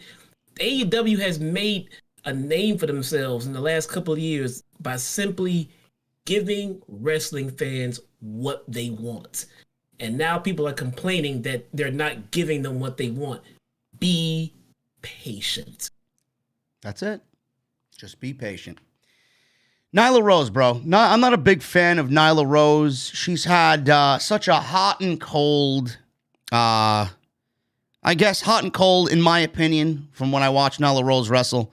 I don't necessarily see her and think she's gotten better. But I tell you what, man, when she's in the ring with Shida, it's almost as if they know each other so well that they're destined to have just really, really good matches together. And this is exactly what we got tonight. Nyla Rose and Hikaru Shida for the TBS Championship Tournament quarterfinals. This was a very good match that was, ruined by Serena Deeb. And there's that storyline that has nothing to do with the championship. Deeb was eliminated in this tournament by Shida, so she's now playing the angry, disgruntled heel, going after Shida, who eliminated her in this tournament, which is great. Deeb is still pissed that they had the nerve to parade Shida out with an award for a 50th win before her fucking match. So she kicked her ass, and then she lost in the tournament, and she's still salty about that.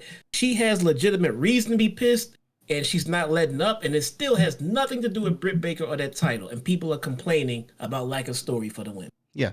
I mean, I think they just need to open their eyes and watch the fucking show, which clearly they're not if they're asking Tony Khan such ridiculous fucking questions.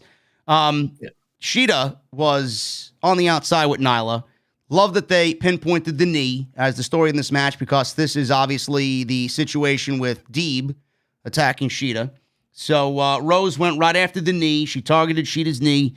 Vicky choked Shida with a kendo stick on the outside when the referee wasn't looking. Shida started to make a little bit of a comeback after the attack on the knee, sending Rose into the barricade. She picked up a chair, teased her step-up knee that she usually does on the outside, but Rose took her out with a lariat. Rose then perched Shida on the chair, went for a cannonball, sent on. Shida rolled out of the way, and Rose went crashing into the chair. The chair did not look recognizable after Rose went crashing into it. Great spot there on the outside. Shida then caught a kendo stick shot because Vicky had the kendo stick. Vicky went to go hit Shida with the kendo stick, whacked her with it, and caught it. Then she chased Vicky, or Vicky tripped on the outside, and Shida laid in some kendo stick shots on Vicky Guerrero on the outside. I'm sure Jesse was very pleased about that, right? I was so pissed off, dude. Shida just turned heel. Give me a break. Shida turned heel. Get her out of there, man. She don't even belong there. Fucking put your hands on Vicky. She's a manager. She did not deserve that kind of treatment. So Rose was continuing to attack Shida's knee. Serena Deeb, they didn't even show her in the crowd, which was great. I didn't even know she was sitting there. Neither did the commentary team. She was sitting there. Deeb showed up, attacked Shida's knee with a chop block, threw her back in the ring because the referee's back was turned, so nothing was seen here. Rose then perched Shida over the second rope and landed her, or the top rope rather, and landed her diving knee right into Shida for a 2 count. She went for the beast bomb, but Shida turned it into a triangle. Rose powered out with a huge power bomb. She then went for a top rope senton, but Shida rolled out of the way and cradled Rose for 2. Rose caught a kick, applied a standing stretch muffler for the submission victory. Shida could hold on no longer, and she makes Shida tap out. Excellent stuff there. And we have Nyla Rose going on to the semifinals. She now wrestles either the winner of, or she wrestles the winner of, I should say, either one of these women, Ruby Soho or Chris Statlander. So I am predicting Ruby Soho to go over Statlander and go one-on-one with Nyla Rose in the semifinals. Yeah. One small complaint about this match, I mean, it's nothing to do with the wrestling. The wrestling was fantastic. But as far as producing the match, if you have Shida is going to come out and interfere in the match, why not have that be the end of the match? Why did the match keep going? Shida overcame that and still lost, but now it looks like she lost clean when you just could have protected her and had her beat right after the interference by Deeb, and that would have carried them back into their feud. Yeah, I agree. Yeah, an interference like that should have definitely ended the match. That should have been it. That's why she lost, because of Deeb. And now she's pissed at Deeb, and Deeb's already pissed at her. And now we got some anger going in there, but Shida recovered from that interference. Yeah, I would have went with the chop block, the diving knee off the top, and then the beast bomb, and then 1, 2, 3. Yeah, that's it. But we got the semifinals coming up. We got Red Velvet and Jade Cargill happening on Rampage. So that is another quarterfinal match, and we're running right through this tournament. It's been really good so far. Halfway point here, guys. I want to see what's going on in the chat. We got almost 2,100 people in the venue. Thank you very much for joining me on this Wednesday night with Jesse on the AEW Dynamite Review. 806 likes. Let's try and get that up to 1,000, guys. I know you could do it.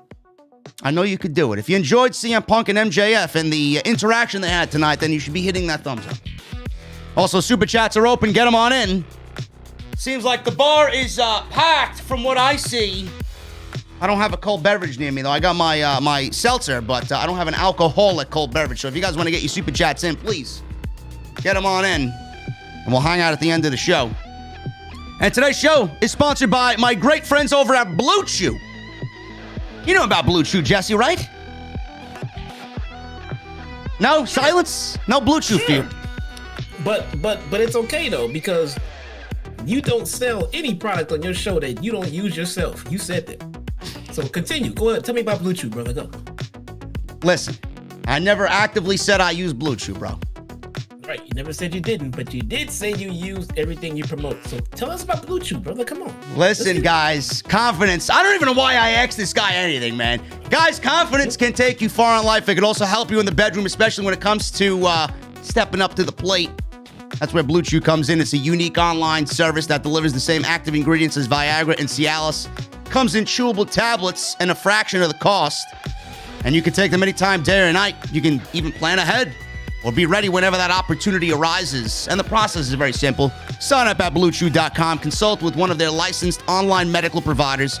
And once you're approved, you'll receive your prescription within days. The best part of it all, it's all done online. You don't got to wait at the doctor's office. No awkward conversations. No waiting in line at the pharmacy. And the tablets are made in the USA. They prepare and ship direct to your door in a very discreet package. First impressions, man. I always talk about first impressions, Jesse. I talk about first impressions and how important they are. I do not want to hear about your first impressions of your Blue Chew. What about those lasting impressions, bro? Oh, man, that's disgusting. Anyway, guys, I got a special deal for our listeners. Try Blue Chew for free when you use promo code JD at checkout. All you guys got to do is pay the $5 shipping and handling. That's BlueChew.com, promo code JD to receive your first month free. And I want to thank Blue Chew for once again being such a great friend and a great sponsor of Off the Script. Malachi Black, Jesse. I can't believe I'm calling him Malachi Black in less than a month at House of Glory against the Amazing Red. It's going to be awesome. That's going to be on pay-per-view too? Yeah, it's going to be on Fight TV, man. Guys, if you didn't get the last Hog show, get it. It's not a $65 show, guys. It was literally only $15 for a decent evening of wrestling and entertainment. maybe they could get me some fucking microphones that actually work this time. True. Anyway, Malachi Black talked about destroying Cody, and he would eventually learn what a small part he played in the massive equation unfolding in front of him. Such a nice, intelligent response from Malachi Black. He advised he take deep breaths because oxygen is still on his side. Cody's, listen, man, I'm waiting for Cody to pay that boatman's toll. Yeah. Or maybe he is paying it slowly but surely. I don't know. Waiting to see what's going on with the partnerships here and these dynamic. It's interesting. I'm trying to watch them where they unfold it. That's looking pretty good. MJF, he came out to the ring. I love when his theme music hits. It's just, everybody just loathes MJF. And when you hear his theme music, it's like, oh, God, this guy. This fucking guy. Comes out with Shawn Spears and Wardlow. MJF was very heelishly chewing his gum. And he strutted to the ring. Obviously, a fan chant of "You suck." Spears took the microphone. MJF says, I can't do it right now. I can't do it. So Spears took the microphone and told the fans that Maxwell could beat any one of their heroes with a simple headlock takeover. He said he appreciates silence. MJF said, listen, you tried. You're a great accountability buddy, he tells Shawn Spears. So MJF then mocked the accents of Norfolk, Virginia. Because that's exactly what Virginians sound like, apparently, to MJF. Maybe they do. I don't know. Maybe he's onto something. He said he checks all the boxes. He said he is a man who will start a bidding war in 2024. Now, Jesse, I mean, come on, bro. Is this guy really going to start a bidding war with WWE and AEW, bro? Hey, man. Hey, and first off, he just told us that he's off on a 3-year deal. Yep. He signed a deal last year, right? Yep. Or early this year. Yep. So now that WWE knows that, do you think they won't try to throw this guy money? I mean, does MJF know that if he goes over to Stamford, Connecticut, that he's going to have his balls chopped off? Oh, yeah. Yes, he knows that. Oh, yeah. He may start a bidding war, but we know who's going to win the war. For sure. Yeah, I mean, to be honest, all 4 of the guys on that pillar list on AEW need to be approached by WWE whenever they. Well, I'm sure they will, and then you know what'll happen, and who's going to be at the forefront of the news there. I will be calling WWE hypocrites because I thought that you didn't hire guys that are under 6'2" and 240 pounds. But here you are offering a contract to Jungle Boy, who you probably wouldn't even put on 205 Live. That's another. They just want who's over. That's all they want. They want people who the fans like so they can probably break them up or shit on them because hate them. Listen, if I have to drive to Long Island myself and knock on MJF's door and tell him, bro, listen, don't even think about it. I will. Fucking lifer, dude. Fucking Max Caster was teasing going to WWE when he gets suspended. You can tease all you want. I think everybody's kind of in the know now about what happens over there. Anyway, he said he's the past, present, and future of pro wrestling, which is a shoot. He said he could send their horse straight to the glue factory and take a big old cowboy shit right on his title reign now. He even said fans, even though fans hate him, they know he deserves to be the next AEW World Champion. And there it is. All he needed to say was that. Seeds planted. Yep. MJF said nobody in the locker room is on his level. And then all of a sudden, I got legitimate goosebumps when he came out, Jesse. CM Punk comes out. Everybody stopped universally around the United States watching this show. Stopped what they were doing. And CM Punk walks out to the ring. He stared at MJF the entire way he gets in the ring. And all of a sudden, they're staring face to face. And not a single word was said. MJF says, "Hi, I'm Maxwell." Puts his hand out and Punk smiles and walks away. Looks back at MJF while walking up the ramp. And MJF was like, "What the fuck was that? Are you serious?" What the fuck just happened? Yeah. So we got nothing. And I got uber excited about absolutely nothing. But the thought of what is to come is the most exciting part. And we're going into Chicago next week with MJF and CM Punk with a verbal altercation ready to take place. And it's going to be some of the best TV time in all of pro wrestling in 2021. Yeah, we just saw the best promo back and forth that we can remember with Kingston and Punk. And come next week, we're going to forget all about that. Imagine that. Gonna be fucking awesome. Shivani interviewed the guy who MJF beat with the headlock takeover, Darby Allin. He said many considered it match of the night. And I do think it was, even though it didn't turn out the way he wanted. Darby said MJF didn't break him. He said he wants the biggest and baddest. And then in walks badass Billy Gunn and his sons Colton and Austin. Gunn told Darby to just say when, and then turned and walked away. Colton told him not to forget his skateboard, and then Austin said, and I don't know where this came from. Maybe you could elaborate on this, Jesse. I have no idea. Maybe he needs Blue Chew. I don't know. Maybe Austin Gunn needs some Blue Chew. BlueChew.com/code JD. He says, "I like cuddles." I don't know what the fuck that was about, but apparently we're getting Billy Gunn versus Darby Allin. Nah, I couldn't tell you. No clue. And this has nothing to do with anything that happened on Dark? Does he like cuddling? No. Who's he like cuddling with? No, not like a dark thing. No, couldn't. No, not at all. I don't know. I mean, it's not really what I expected with Darby Allin coming out of a match of the year candidate against MJF, bro, to go work Rampage against dark VIPs over here in the Gun Club. Yeah, but also though, we're talking about Dark, and I forget we just had Spears in the last segment.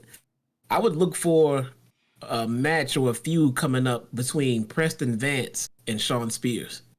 Why, good stuff? Well, lately, in the last few weeks, Preston Vance has been coming out here and promoting the 10 chants. Really? Because he's 10, yeah. He's number 10. So, I mean, he's been coming out and actively promoting the 10 chants, and the crowd has been behind him. So, clearly, we are in for a Shawn Spears and Preston Vance match. You see, this is the type of stuff, you know, I don't know why that's on Dark. I think that would get good stuff. I think that would get over on Dynamite. I don't know why that stuff's not on Dynamite. It's coming. It is coming. First off, you probably put it on Dynamite first because you don't have to worry about IP infringement. So maybe they're unsure of the intellectual property ownership of the 10 gimmick. Wait a minute. People in the chat are saying he said, "I like turtles." I heard Cuddles, bro. Cuddles is in my notes. He said, I like turtles. Did he say turtles? I don't fucking know, man. I don't know where it came from. You guys know better than I do. Listen, I don't watch Dark, man. I like turtles. I like turtles GIF, someone says. I don't know. Whatever. I'd like to see that stuff on Dynamite, though, bro. What is it? What is it? It's a meme. It's an old meme. It's a meme. It's an old meme. If you I like turtles, you'll see a kid that looks just like Darby. Let me see. I'm gonna Google it right now. I like turtles. Yep. GIF. Oh my goodness. I guess you guys were right. I heard Cuddles, man. I don't know.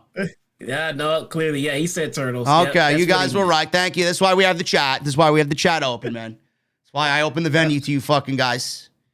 Oh, so was that a millennial thing? Oh, I guess so, man. It is what it. Listen, Darby, not really what I expected coming out of a match of your candidate with Billy Gunn, but it is what it is. The Bucks, the Young Bucks backstage with Adam Cole, baby.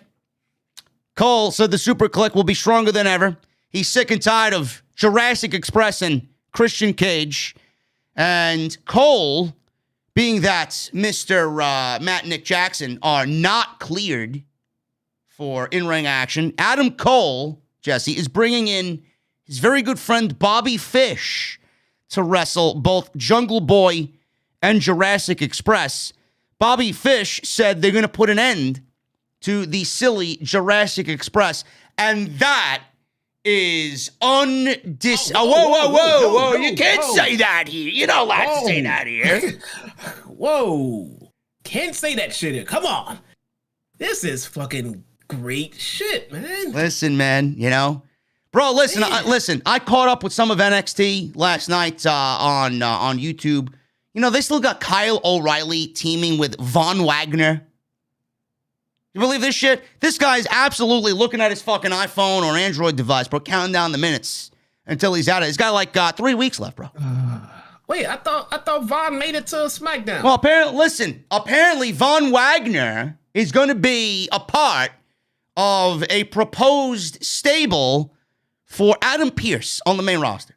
That's what I heard. Yes. Okay. I'm just not hearing about that. Now I gotta admit, as I'm processing this as I hear it, that does not sound terrible. A stable with Adam Pearce leading? I don't know about a stable, but Adam Pearce having a heater, a young guy from NXT. And what the fuck is Von Wagner going to do as far as getting heat? It depends on how far they plan on turning Adam Pearce. You know, listen. I have a very important question to ask everybody. What the fuck is a Von Wagner? I'm still wondering what a Von Wagner is. I even got Issa on Twitter. She was watching NXT last night. She did her own thing last night because I clearly wasn't watching this fucking horrendous garbage. She simply tweeted out VWO last night on Twitter. You see that?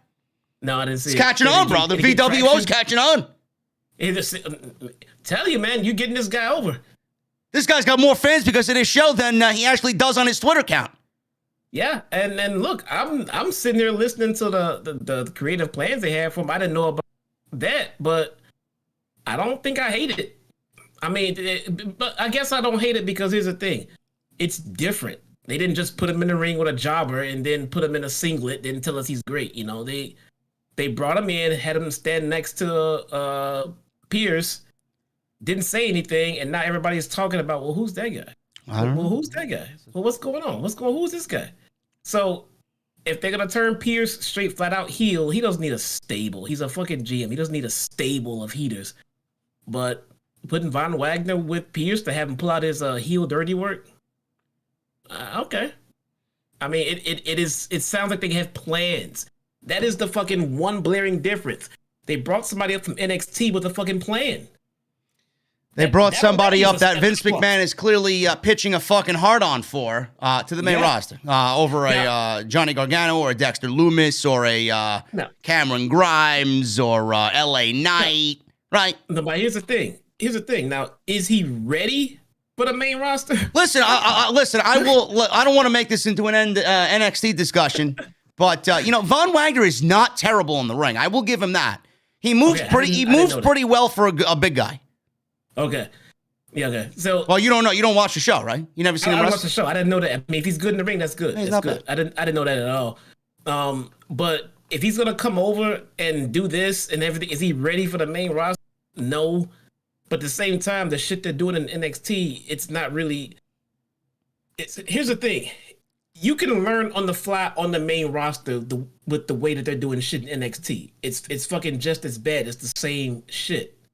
It is the same exact thing. They're not changing gimmicks. They're not doing. If you're on NXT, you might as well be on the main roster. The gimmick they have you on NXT is apparently what they're trying to get you ready for the main roster anyway. And we will see, man. That was, I don't know why we got stuck talking about Von Wagner, but I guess we talked about Kyle O'Reilly. I mentioned them, and then O'Reilly's definitely going to be in. We're definitely getting O'Reilly in AEW. I mean, it's just a fucking foregone conclusion at this point.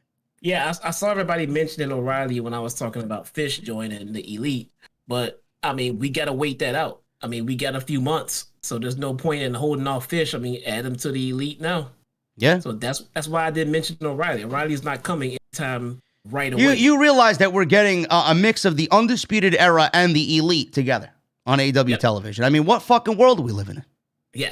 Where's Triple H? Is Triple H all right? Is he going to have another fucking cardiac event? I don't know. Well, you got to think about this here, though. I mean, we're getting CM Punk versus MJF. Yeah. We're getting Bryan Danielson versus Hangman Adam Page. Yep. We're getting dream matches left and right that we weren't even thinking of. Like, if you aren't watching AEW, what the fuck are you doing? Yeah. Like, if you love professional wrestling, this is a serious question. If you love professional wrestling, why are you not watching all Elite Wrestling? That's what I want. Yeah. Exactly. I mean, we're gonna get Steen. Somebody just mentioned that. And and in hindsight, everybody complained about Bryan and Omega so quickly, right away, with no build. Omega's going away. Listen, Omega's going away. Get the match in. Someone said in the chat that we're going to get the Undisputed Elite. I can see that on a fucking shirt. Does WWE own the word undisputed? Well, I don't know. That's a good question. I don't know what the fuck they don't own. Own that word and all out. I mean, they just own it right out. Can't say the word undisputed on TNT. They own the word yes. Let's copyright and trademark the word yes. Yeah, own yes. They own yes. They own undisputed. They own everything. Fucking ridiculous. Anyway, let's move on here. Lio Rush and Dante Martin against the Acclaimed. Max Cassidy came out and called Lio Rush and Dante Martin virgins. And then he mentioned to Lio Rush that he's probably a better manager than he is wrestler to his throwback days of managing Bobby Lashley. So another, listen, Max Caster and Anthony Bowens, love them as a tag team. If there's one guy that always puts a smile on my face and I drop what I'm doing just to listen to him rap, it's Max Caster. He's always got something fucking cool to say. Love him. Something fucking funny to say. Yep. The guy is so charismatic. He can come up with whatever he needs to say on the fly, and it seems like it's something that he planned on saying for the entire time. Meeting him in person, he is such a charismatic and cool guy. So we got Rush getting a hot tag because Dante Martin was getting some heat on him. So they beat him down. Rush got the hot tag. Lio Rush is so impressive. Both members of the Acclaimed, he took them both out. Axe kick, got it 2. Bowens rolled out of the way of a split leg frog splash, which is Lio Rush's finishing move at the top. And Dante missed a double springboard moonsault. Bowens took out Rush with some kicks, and Dante came back with a springboard drop kick on Bowens, which looked great. The Acclaim then got together and hit the mic drop into the Acclaim to fame on Rush. But Dante broke up the pin. Dante hit his double springboard moonsault, and Rush hit a frog splash, which he, I believe, calls the last call, which is kind of funny, being that we have last call for Super Chats in just a little bit. And we got the frog splash for the win, 1, 2, 3, and Lio Rush and Dante Martin win over the Acclaim. Very good match. Crowd was super into it. I mean, the more we see Dante Martin, the more fans are really knowing who he is. Lio Rush is getting over on television. This is exactly what we wanted to see happen here. Good stuff by both of these guys, and good stuff by the Acclaimed as well. After the match, Jesse Team Taz walked out, congratulated Rush and Dante Martin. Taz offered condolences to Rush's family. And Rush, if you guys don't know, his grandmother passed away last week. He talked about offering Dante a contract last week in Rush's absence. Starks said they've been patient and brought up that they were patient with Will Hobbs, and he eventually saw the light. The choice between Team Taz and Rush is the choice between a Hall of Fame career and a mediocre one. Clearly, that's not true, Jesse, but what do you think about Team Taz trying to recruit Dante Martin? I mean, do you care about this at all, or are we just waiting for Darius to come back and these three guys be a trio? I'd love for these guys to at least be a team until we get a trios tag team championships, and then maybe we can break them away. Yeah, every time I see Rush and Martin out there, the one thing that seems to always go across my brain is, where's Darius? Now they got these guys coming out in matching outfits. It's like, is Darius coming back anytime soon? And if so, what is the plan for the group going forward? Because it seems like they're preparing to be without him for very well. I heard the latest February. February? Yeah. Okay. I think Tony Khan. I think Tony Khan was asked about it in the post-show scrum after Full Gear. Okay. I hope he's all right. I hope his recovery is coming along, because it's starting to feel like they're just making long-term plans without him, and I just hope that's not the case, because he needs his brother back to make that team whole. I like what Leo is doing here, and I think he'll make a great foil for when they do return, but I don't like him staying in the group. I don't think it's the right dynamic. I'm just waiting for him to make this all entertaining. Yeah, we'll see what happens. I'm not really too big on Team Taz either, but it is what it is. It gives them something to do. Yeah, Team Taz is Ricky Starks has to separate himself as not separate himself from the group. He has to separate himself as the leader of the group. It's like we need less Taz in there. I think kicking Taz out and turning Taz heel might be the right way to go. I mean, to be honest, because Taz is just there for promos, basically, right? He's not fucking wrestling. You have Ricky Starks. What do you need Taz on the mic for? What about these this talk of the four pillars? Where do you put Ricky Starks in that conversation? Would he be a fifth pillar in that four? I'm not familiar with Ricky Starks' history as far as his indie career and things like that. But from what I understand, the pillars out there, they've had very little experience on the indies. I know they've all had some. Yep. But for the most part, they've all are pretty much homegrown. And with their age, how old is Ricky Starks? I don't know. He's got to be in his mid-20s, maybe. Yeah, probably. Yeah, I don't know. I could if we put those five together in the group, I would say the four pillars. 31 years old. 31. Yeah. Yeah, so he's significant. Not really considered old, but yeah. See, if I had to pick one of those guys out as to be someone that might end up leaving at some point, I would say Starks. I mean, but the pillars seem like there are four guys who are never, ever, ever. Yeah, I don't see them leaving. Yeah, I don't see Starks going anywhere either. But if you had to pick one out of those five, I would see Starks leaving at some point. But Starks needs to separate himself and become a leader of that group. I mean, I'll make him a dick. I have him kick out Taz and continue to call it Team Taz without him. Yeah, we'll see what happens. Like I said, it gives him something to do. I'd like to see more of Ricky Starks on TV in a wrestling capacity, but we'll see what happens here. I'm enjoying the work of Dante Martin and Leo Rush every single week, so good on those guys. We got the announcers plugging Rampage, Darby versus Billy Gunn, Jade Cargill versus Red Velvets, and then we got the Jurassic Express versus Bobby Fish and Adam Cole on Friday. Should be a good show. Then Dynamite next week. Big show from Chicago. Colt Cabana versus Bryan Danielson. Thunder Rosa. Listen, bro, you're going to be in the same venue as Thunder Rosa next week. I'm already talking to Tony Khan. Well, there you go. Thunder Rosa versus Jamie Hayter. Cody and Pac with the Lucha Brothers versus Malachi Black and Andrade with FTR. And we have a big show next week. I'm very excited about Dynamite next week. We got the main event. Sammy Guevara versus Jay Lethal, making his AEW debut, in-ring debut. His actual debut was at Full Gear on Saturday last week. TNT title match. They went enough time to really make it a really fun and exciting main event. And the news coming out of Saturday is coming from Mr. Jim Cornette.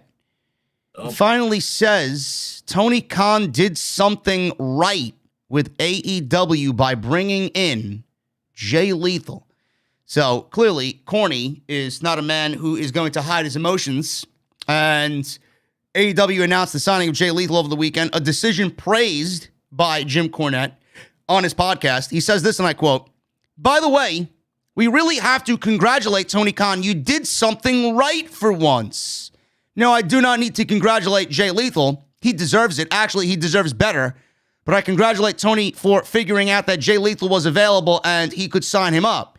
He's been around for 4 years. Jay Lethal has been an untapped resource. He's been in other promotions, has been happy and contractually committed there. Despite that, I have always thought that he deserved the top spot where most people could see what he could do while he can still do so." So AEW got another one here. Again, and the WWE, considering the state of their talent roster, they did not go for Jay Lethal. They did not go for the Briscoes. They did not go for one or two others.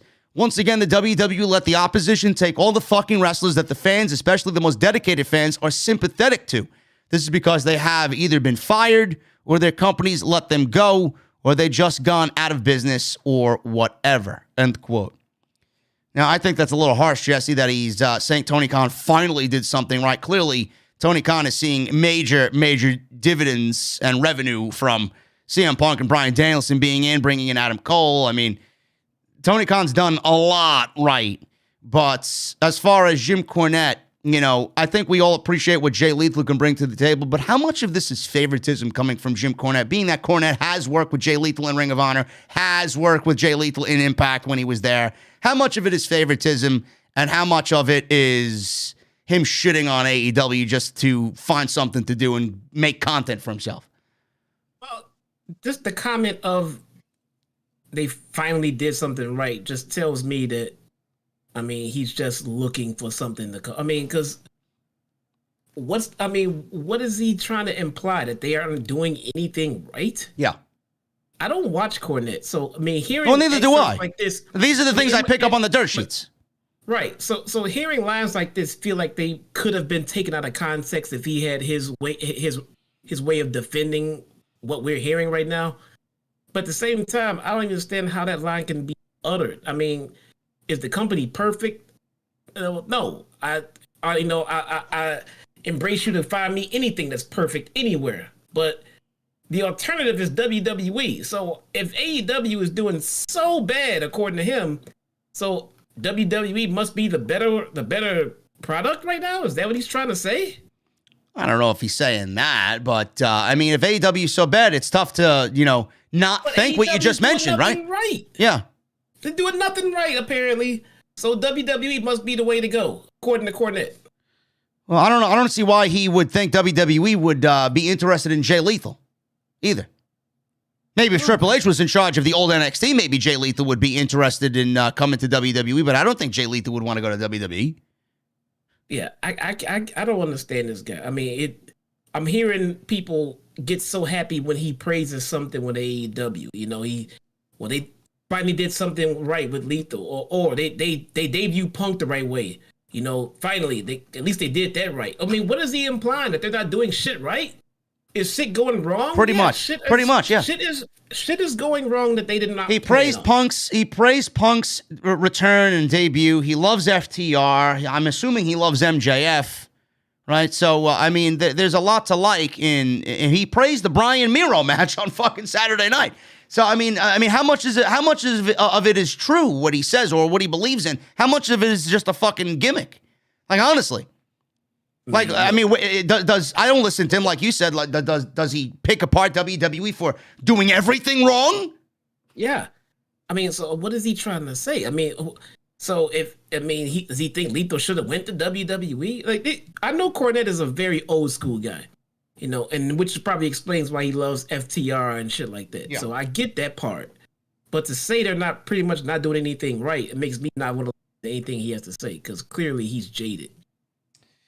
Maybe something happened then that we don't know. Maybe Tony Khan didn't give him a position in the company, and for right reason, because he had gotten fired from the NWA as a play-by-play guy. I don't know what happened there, but I think Cornette's full of shit.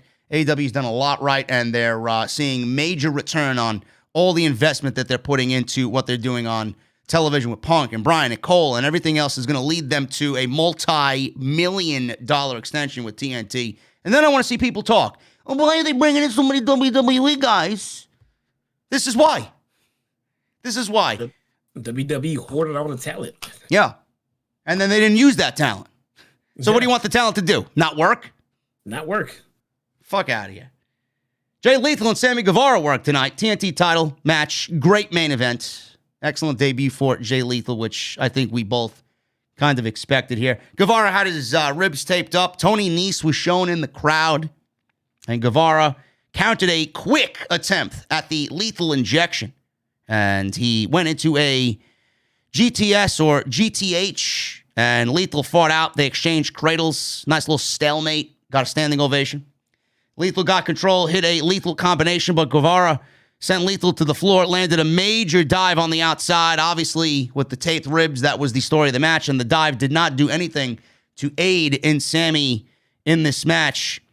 So we got, during the commercial break, they did the picture-in-picture deal. We got Doc Samson checking on Mr. Guevara on the outside. I don't know if he's legitimately hurt or not, but he looks like he might have been hurt on one of these moves tonight. He stood up, and he got back in the ring. He fired back on Lethal. Guevara was in there, countered a lethal injection into a Spanish fly. Sammy's got one of the best standing Spanish flies in the business. Comes out of nowhere. Love it. Lethal sent Guevara to the outside, went for a tope suicida, but Guevara stopped it, landed a brain buster on the floor. Guevara landed a bicycle kick on the outside. Lethal fell backwards onto a table, so Guevara said, you know what, I want to end this match, or I just want to kill myself, one or the other. He went for a huge senton off the top. Lethal moved, and Sammy came crashing down through the timekeeper's table. Table broke in half. Lethal went for a top rope elbow drop. Guevara turned it into a cradle for a near fall, which looked great. Guevara flipped out of a lariat attempt, but Lethal turned him inside out with an inverted suplex. Lethal then locked on the figure four leg lock in the center of the ring. Guevara had to fight to reach the ropes. He kneed Lethal in the face a couple of times with some big V trigger-like knees. He went for the GTH, but his ribs were too injured. Guevara landed multiple rising knees, eventually hit the GTH for the win, and he retains the title over Mr. Jay Lethal. At the end of the match, the Inner Circle comes out, minus Jake Hager, congratulates Jay Lethal, hugs Sammy Guevara, and that's the way the show goes off the air. Good feelings at the end of Dynamite tonight. Jesse, what did you think of the match? What did you think of the debut for Jay Lethal? I don't think it does anything to pretty much, hurt him in any way. He's going to do fine. I'm very curious to know what Tony Khan's plans are for Jay Lethal. And what did you think of his AEW debut and Sammy retaining the championship? Yeah, I mean, I thought the match was great. Even the reactions for Lethal were pretty damn good too. Virginia was pretty awesome tonight. I would love to have seen more story come out of what they're gonna do with Lethal right now. We just gotta wait on that. That's not a big deal. It wasn't a waste because we didn't get any storyline unfolding. I mean, maybe we did. Maybe the Inner Circle is gonna try to groom him to become a member. That could be where they're going with this. Who knows? I don't think they need it, but that could be the storyline. But let's see where they go with it. I mean, Jay Lethal is a pretty damn good pickup. I mean, I put him on the level picking up a Malachi Black. Is he gonna pop the ratings right away? No, but when you get a bunch of guys on your roster like a Malachi, like a Jay Lethal, your roster is fucking stacked. It is. Yeah, I mean, just look at Andrade. It took him a little bit to get the wheels moving. He finally seems to be, there on the show with some sort of direction. I don't think Lethal is going to come on in and they got these grand plans for him. It's going to take a little bit, get his feet wet a little bit, wipe off some of that, those nerves and get those nerves out of the way, being back with AEW, which is the second biggest promotion in the world right now. And like I said, with Sammy's one of the pillars. You know, this is they gave him the championship for a reason. They had him beat Miro. I didn't really see them dropping the championship tonight. Maybe they made you believe with the rib injury, but, you know, this is a good win over a former Ring of Honor world champion, only to enhance Sammy Guevara. I thought it was good. Yeah. Can't wait to see where they go from there. Guys, that is pretty much all we got here for the review portion of the show. We have Super Chats coming up. I want to thank you guys for joining me, making us number one in the community tonight, where others may be boring and only on YouTube Live for about 50 minutes with no personality and no fucking discussion or anything. We make it a spectacle here, man, every single week. We love having you. We love hanging out. We love talking wrestling. Love it. Get those Super Chats in. Love it.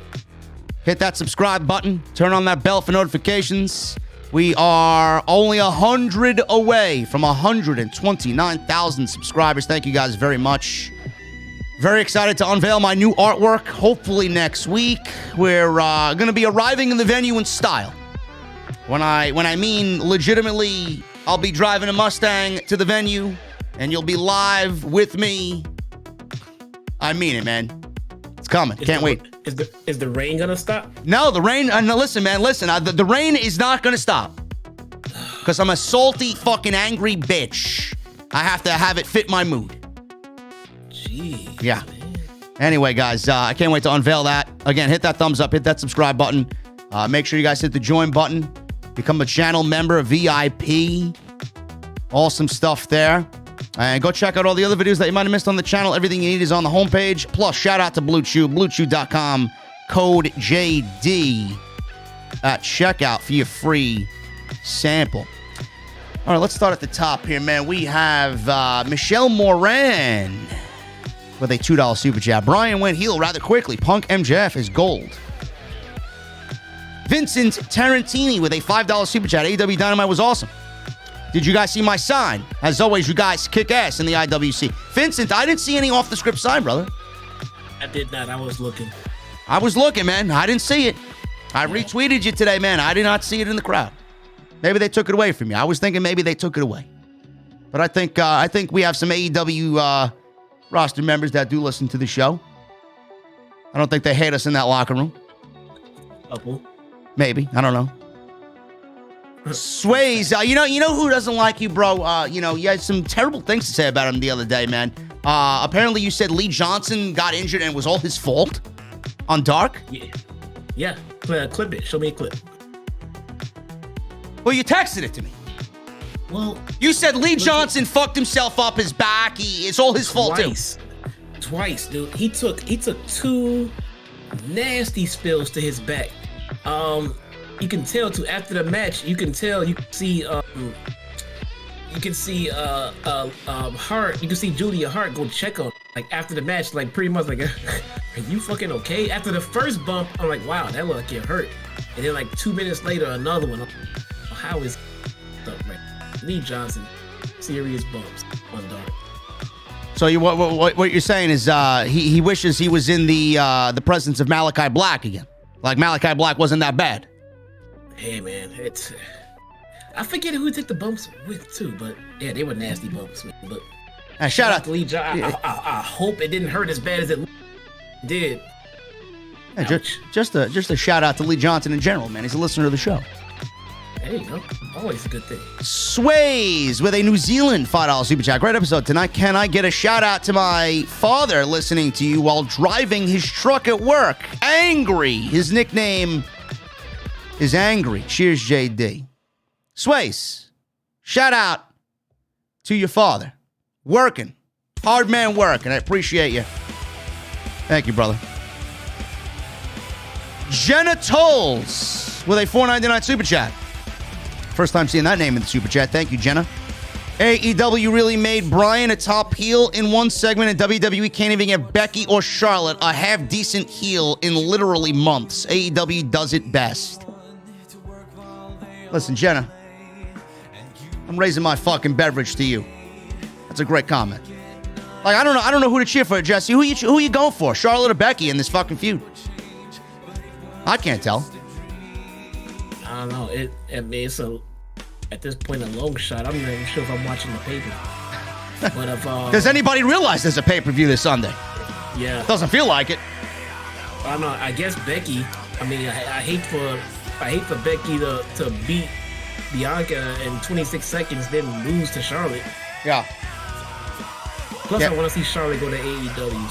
And by the way, Liv Morgan is not beating Becky Lynch. For all the fucking people out there, oh, she's going to get the title. No.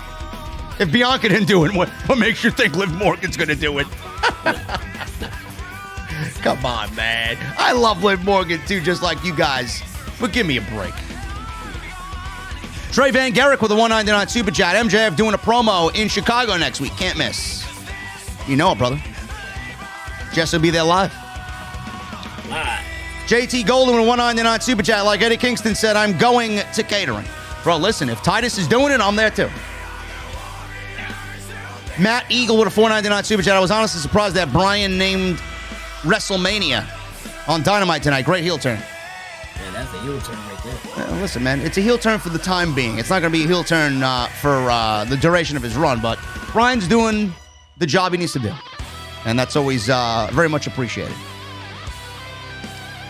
Tyson Jones, thank you for the re-upping of the membership, brother. 2 months. I'm so glad I became a member of the hottest podcast online. JD's the best. Thank you, bro. Tony Brown, what's up, man? $4.99. Wide awake, my friend. On a Friday night, I meant top 5 females in both brands. You and Jesse are the very best. Oh, is Von Wagner getting the lotion? Top 5 females on both brands, AEW and WWE. Oh, I thought you meant mix, bro. You have named 10 now? I guess he wants 5 from one and 5 from the other. Okay. Sasha, Bailey, Io, Tony Storm. Who else is there? I have no idea. There's nobody to really invest your time in, bro. Asuka? Maybe. What's his question? Top 5 females on both AEW and WWE individually. Like based on what? Just based on who we think is the best. Best wrestlers? I guess so. That's what I asked. You can name the best wrestlers in the company. You're not gonna mention Becky or Charlotte at all in the top 5. Over Io? Now you're just being an asshole. I didn't say over Io. Don't get crazy. All right, so Sasha and Io are my number 1 and 2. I'm not putting Charlotte and Becky Lynch over Io and Sasha. Well, we don't have to rank them. We just gotta pick 5. All right, I just gave you my top 3: Sasha, Io, and Bailey. All right, then. So you got just say Becky and Charlotte. Then. Asuka, number 4, and then Dana Brooke, number 5. That sounds fair. Okay, yeah. Good. Yeah. Then we got Thunder Rosa, number 1, Britt Baker, number 2, Ruby Soho, number 3, Statlander, number 4, and maybe Shida, number 5. I guess Serena Deeb in there. Oh, yeah, you know, I could, yeah, let's gonna take Shida out, put Deeb in. Yeah, you're right. There you go. Thank you, Tony Brown. Marcus Gunn with a $5 Super Chat. What up, Jesse and JD? OTS for life. Can't wait for CM Punk and MJF to go back and forth on the mic. Super pipe bombs are coming. Oh, yeah. Jacob Donnelly with a $5 Super Chat. Hangman will be Danielson's first loss, and MJF will be Punk's first loss. Then those two men will meet in a title match down the line. Great storytelling. It's going to happen, bro. When they have their stadium show, this is obviously after MJF drops the title. When AEW has their stadium show, whenever that may be, wherever it may be, the main event will be Bryan versus Punk for the AEW World title.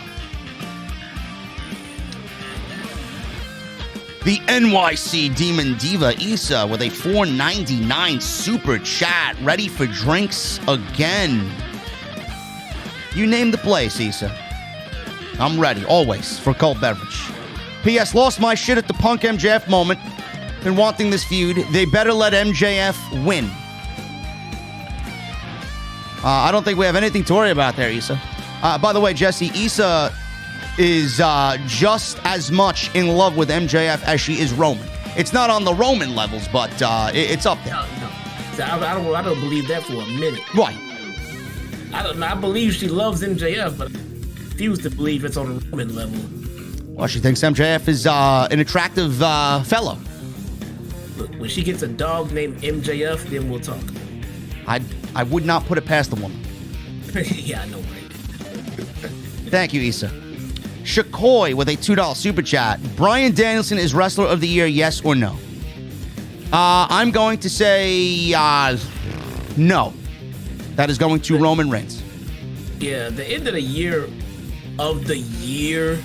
things are going to be so hard to do this year. Yes, they are. There's just been so much great fucking wrestling on the year. And I'm not even excluding WWE. They've had some spots where they had some pretty good matches. It's gonna be hard to pick out best matches of the year, best this of the year. You know, this has been like a fantastic year for me.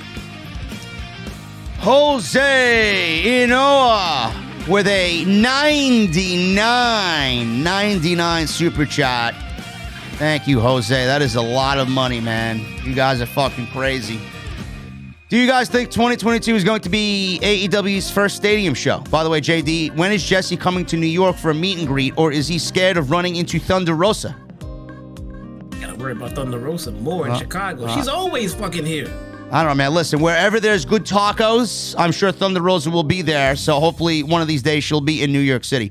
Number two, do I think AEW's first stadium show will be in 2022? I don't think at the level you're thinking. I do think we may be getting that in 2023, but I did read a while back that Tony Khan has a big stadium in place for the United Kingdom. Whether that's like 20, 30,000 people maybe. So he's thinking of that. But here, I mean, they got the resources to do so in Jacksonville. So yeah, I don't know why they haven't used TIAA Bank Field yet. It's coming.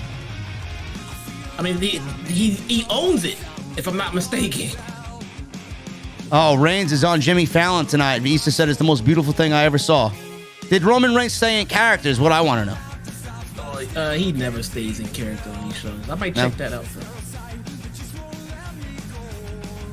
Thank you, Jose, for the $99.99. Appreciate you, brother. Captain Solo with a $5 super chat. I'm down in the dumps tonight. One of my cats passed away this morning. I'm glad I have OTS to get my mind off of things. JD and Jesse are the best. I hate hearing shit like that, Captain Solo. I hate that shit, man. Everybody in the chat, every fucking one of you still here. Throw up those prayer emojis for Captain Solo, man. I hate when I hear these terrible things about our fur babies. Yeah, it's terrible. You'll be good, Captain Solo. Flamio with a $30 super chat. Thank you, Flamio. Been stuck in my house for 5 days straight. I got the COVID. Honestly, your streams have kept me sane. By the way, I dare anyone to bitch about Bryan Danielson's heel turn. Go ahead, he says. It's brilliant. I'm sorry about that, Flamio. Hopefully you are on the mend and in the recovery stages. I'll be streaming tomorrow. More Halo Infinite coming, man. I'm addicted to Halo. Yeah, I saw you stream for like 10 hours, man. I'm trying to get into the competitive Halo scene, bro. Still learning the ropes. Hell wrong with you. Issa said he talked about his kids' WrestleMania, and he's going to smash Biggie because he's operating on a different level. He ain't kidding. Yeah, seems like there was not in character at all. I saw some fucking idiot in the gaming community mention something about I would not mind if Biggie beat Roman Reigns. Jesus Christ, man, how fucking stupid can you be? Really? Do we not like anything to remain sacred here? Biggie is not Biggie's a made man. We don't need to make Biggie bigger than he is. He's reached his peak. Roman needs to lose to somebody that's going to be the future of the company for the next 15 years. That's what you got to do, and that's what they need to figure out. Have they done it? No. And don't tell me Von Wagner. Being that he's going to be on SmackDown. Who the fuck knows what Vince McMahon? Thank you, Flamio. Tyler Brittingham with a $4.99 super chat. As always, great show tonight, JD and Jesse. Thank you, Tyler. Francis Loop with a $5 super chat. Jay Lethal is also a great promo. Yes, he is. Him and Ric Flair's infamous TNA promo was perfection. He did a Ric Flair better than Ric Flair. You know, I actually went back and watched that, and I love that promo. I think that shit is great. JP5150 Riddick They re-upped their memberships. JP for 14 months and Riddick for 13 months. You guys are more than halfway there to that gold VIP status, man. The only one right now that is in line, and I think it's going to be happening next month, is Tanmay in the chat. He's going to have that gold microphone next to his name, man. I'm going to have to be giving him fucking free beverages for life here. Thank you, JP. JP says, Bryan Danielson has a way of choosing his words or his own role in wrestling that makes him believable in anything he does. Face or heel, can't wait for the match. And then Riddick says, I know I'm a bit of a stranger around here lately. Wrestling's been hard to digest lately. I wanted to stop in and say, what's up, brother? Thank you, bro. And thank you, JP. Jeremy Lewis becomes a new member for 4 months. Thank you, brother. You always ask what I'm drinking, and I never answered. I'm a rum guy. And tonight, it's simply some Blackheart vanilla rum. Cheers, gentlemen. By the way, I got a winner here. I put out a tweet earlier in the afternoon about paying homage and celebrating the champ and Cowboy Shit Day. And I have the winner here because I immediately knew who exactly... Where's my fucking tweets? Oh, there they are. It's National Cowboy Shit Day, and the winner for best drink to celebrate Cowboy Shit Day. Now, I know Hangman is a lover of all drinks, beer or whiskey, but this one comes from Jack Flood. The drink of choice tonight is a Long Island Dead Iced Tea. I love it. Yeah. I love me a good Long Island iced tea. You like a good Long Island iced tea, Jesse? Absolutely. There you go. Yeah. There you go. DL Bain with a $4.99 super chat. Let's talk about that Spider-Man trailer. Praying to everything Jesus, we see Toby and Andrew. Yeah, that Spider-Man trailer was pretty lit. I'll say that. Ooh, man, that was crazy. Yeah. It's not as dark as I had wanted. I want like Dark Knight dark, but it looks pretty interesting. Yeah. Thank you, DL Bain. Zootopia Productions with a $4.99 super chat. Thoughts on how good a hypothetical Hangman versus Roman feud and match would be? Hangman is the perfect character to dethrone the tribal chief, in my opinion. Yeah, good luck on making that happen. If that was the case, I'd absolutely be all for it. They would match up pretty well now that I think about it.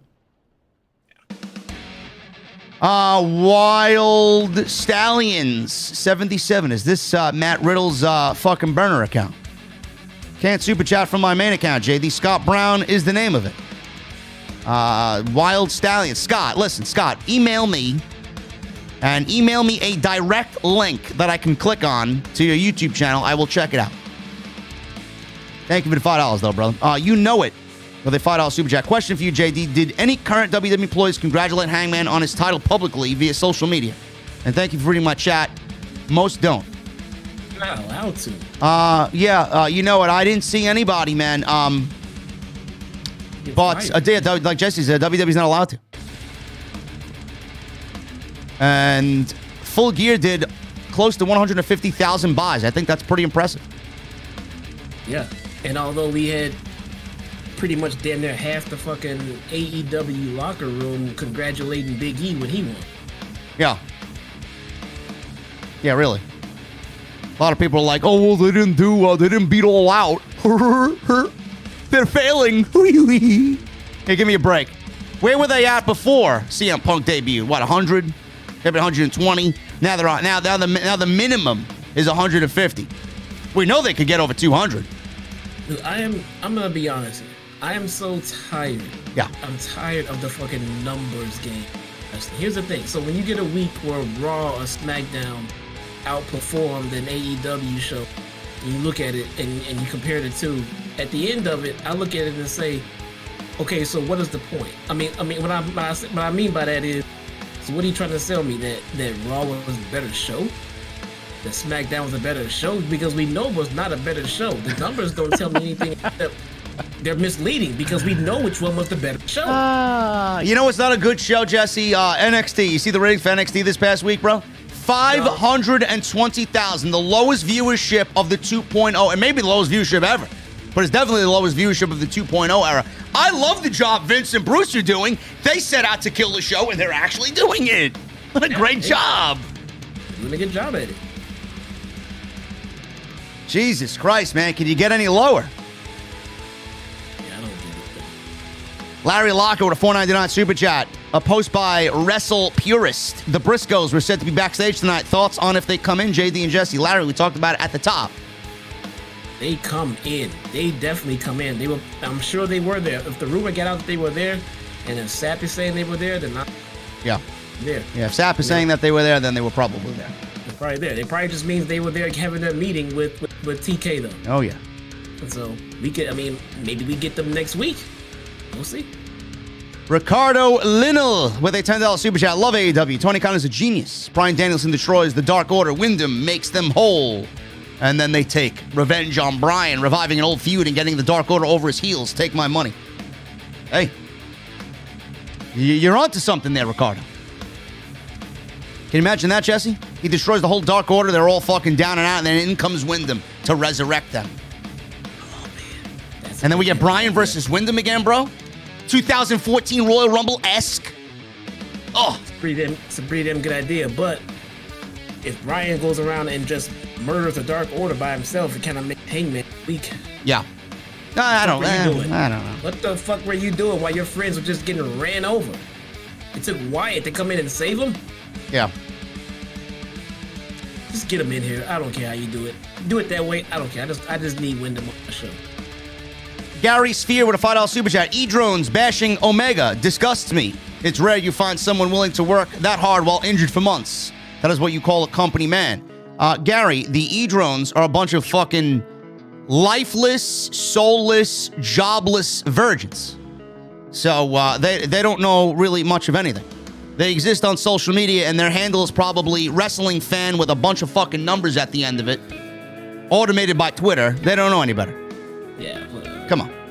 If anybody's bashing Omega's work, you're clearly a fucking retard. Simple. Clorox Bleach with a $1.99 super chat. Bro, please tell TK, give us Ray Phoenix versus Dante Martin. Bro, listen, if I had Tony Khan's phone number in my iPhone, I'd be texting him back and forth on a weekly basis. I don't. Sorry. Boogie Down with a $1.99 super chat. Thank you, JD and Jesse, for all that you do. Thank you for being here, Boogie Down. Rohan Star 58 with a $2 super chat.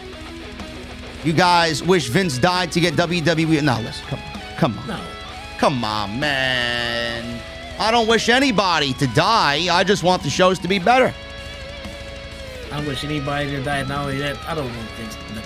No, come on. As much as we can't stand Vince and hate Vince, Vince is responsible. And what good is it? If Vince is dead, if Vince dies, Bruce Pritchard's going to take over the show and nothing's going to change.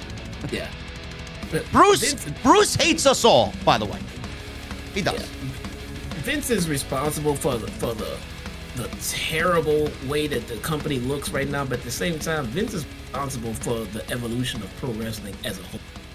Yeah. He is solely responsible for the way that pro wrestling has taken off into household homes and names of these characters and stuff like that. It was all his vision. He just lost that touch, that's all. Yeah, he lost passion for it. His passion is the almighty dollar. Yeah.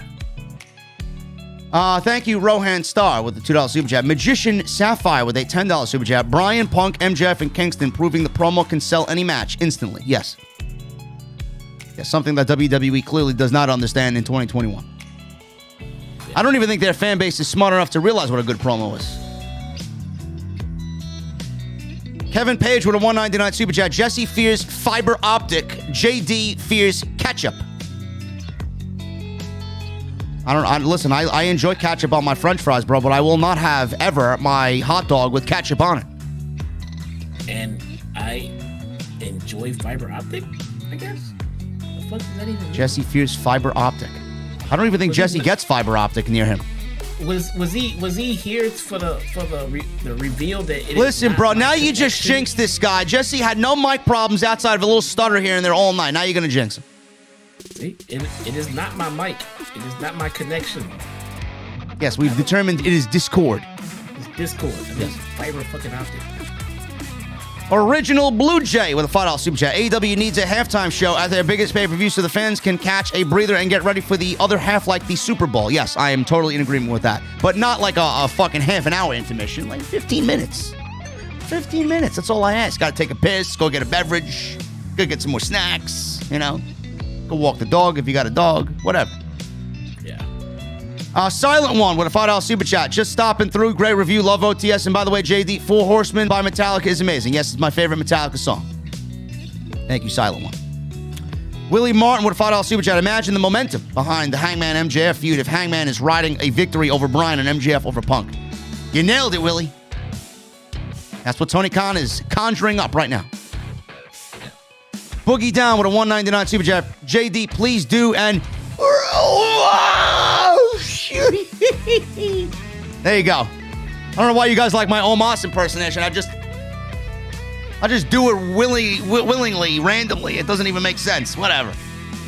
Do the same thing you did for Braun. I know. It's just I mean, it's a mix of Braun and Khali because let's be real. I mean, Omos is the current modern day Khali.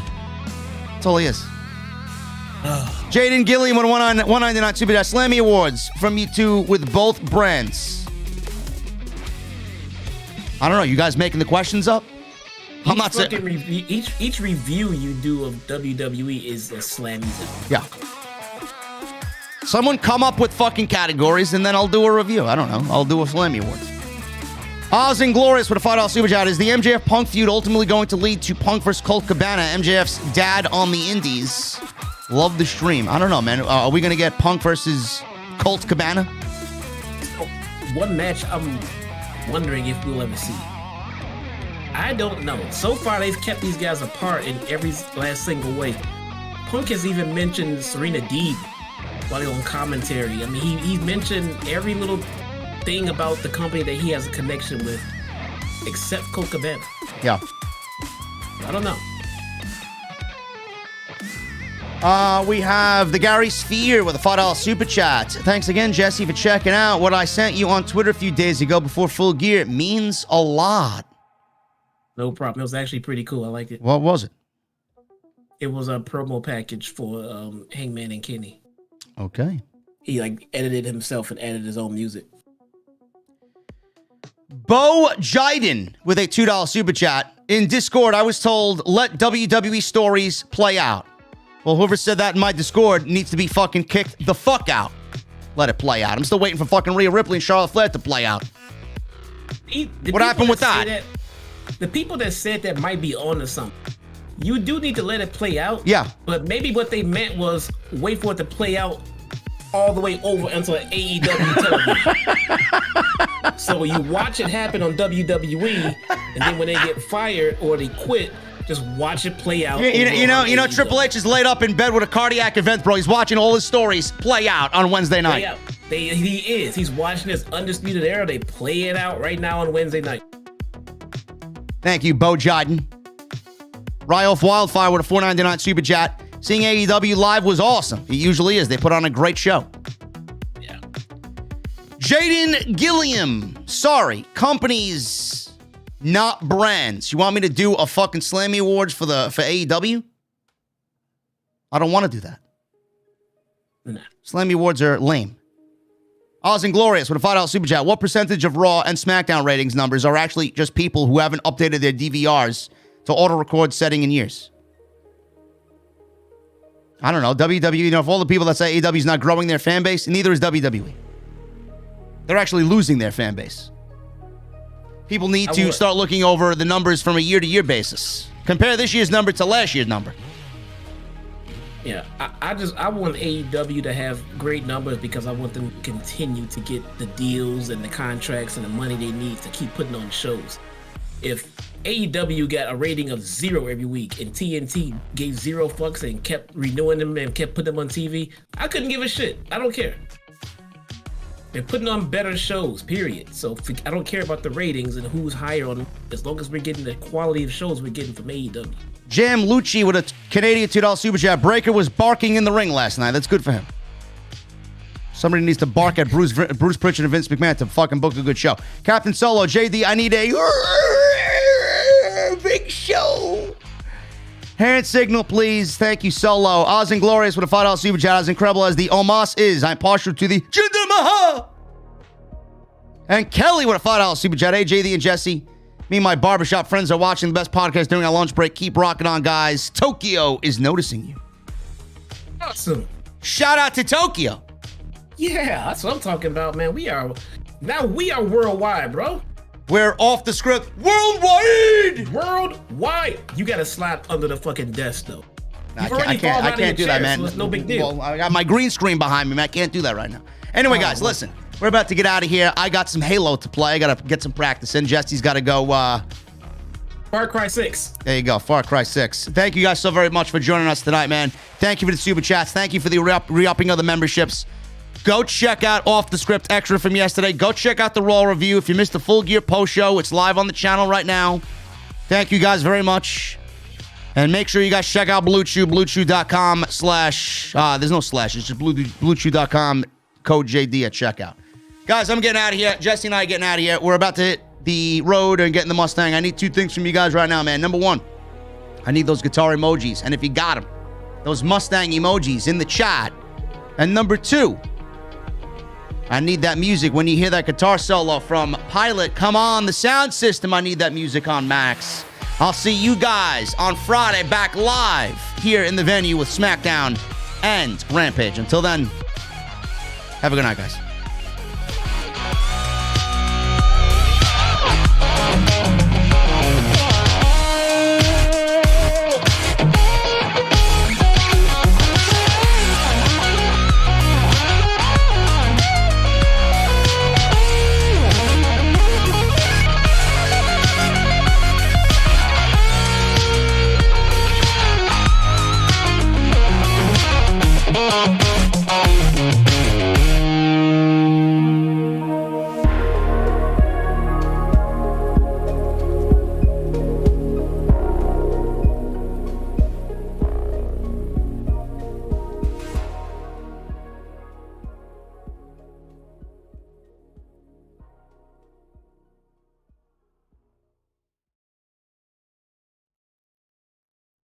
All right, man, we're done.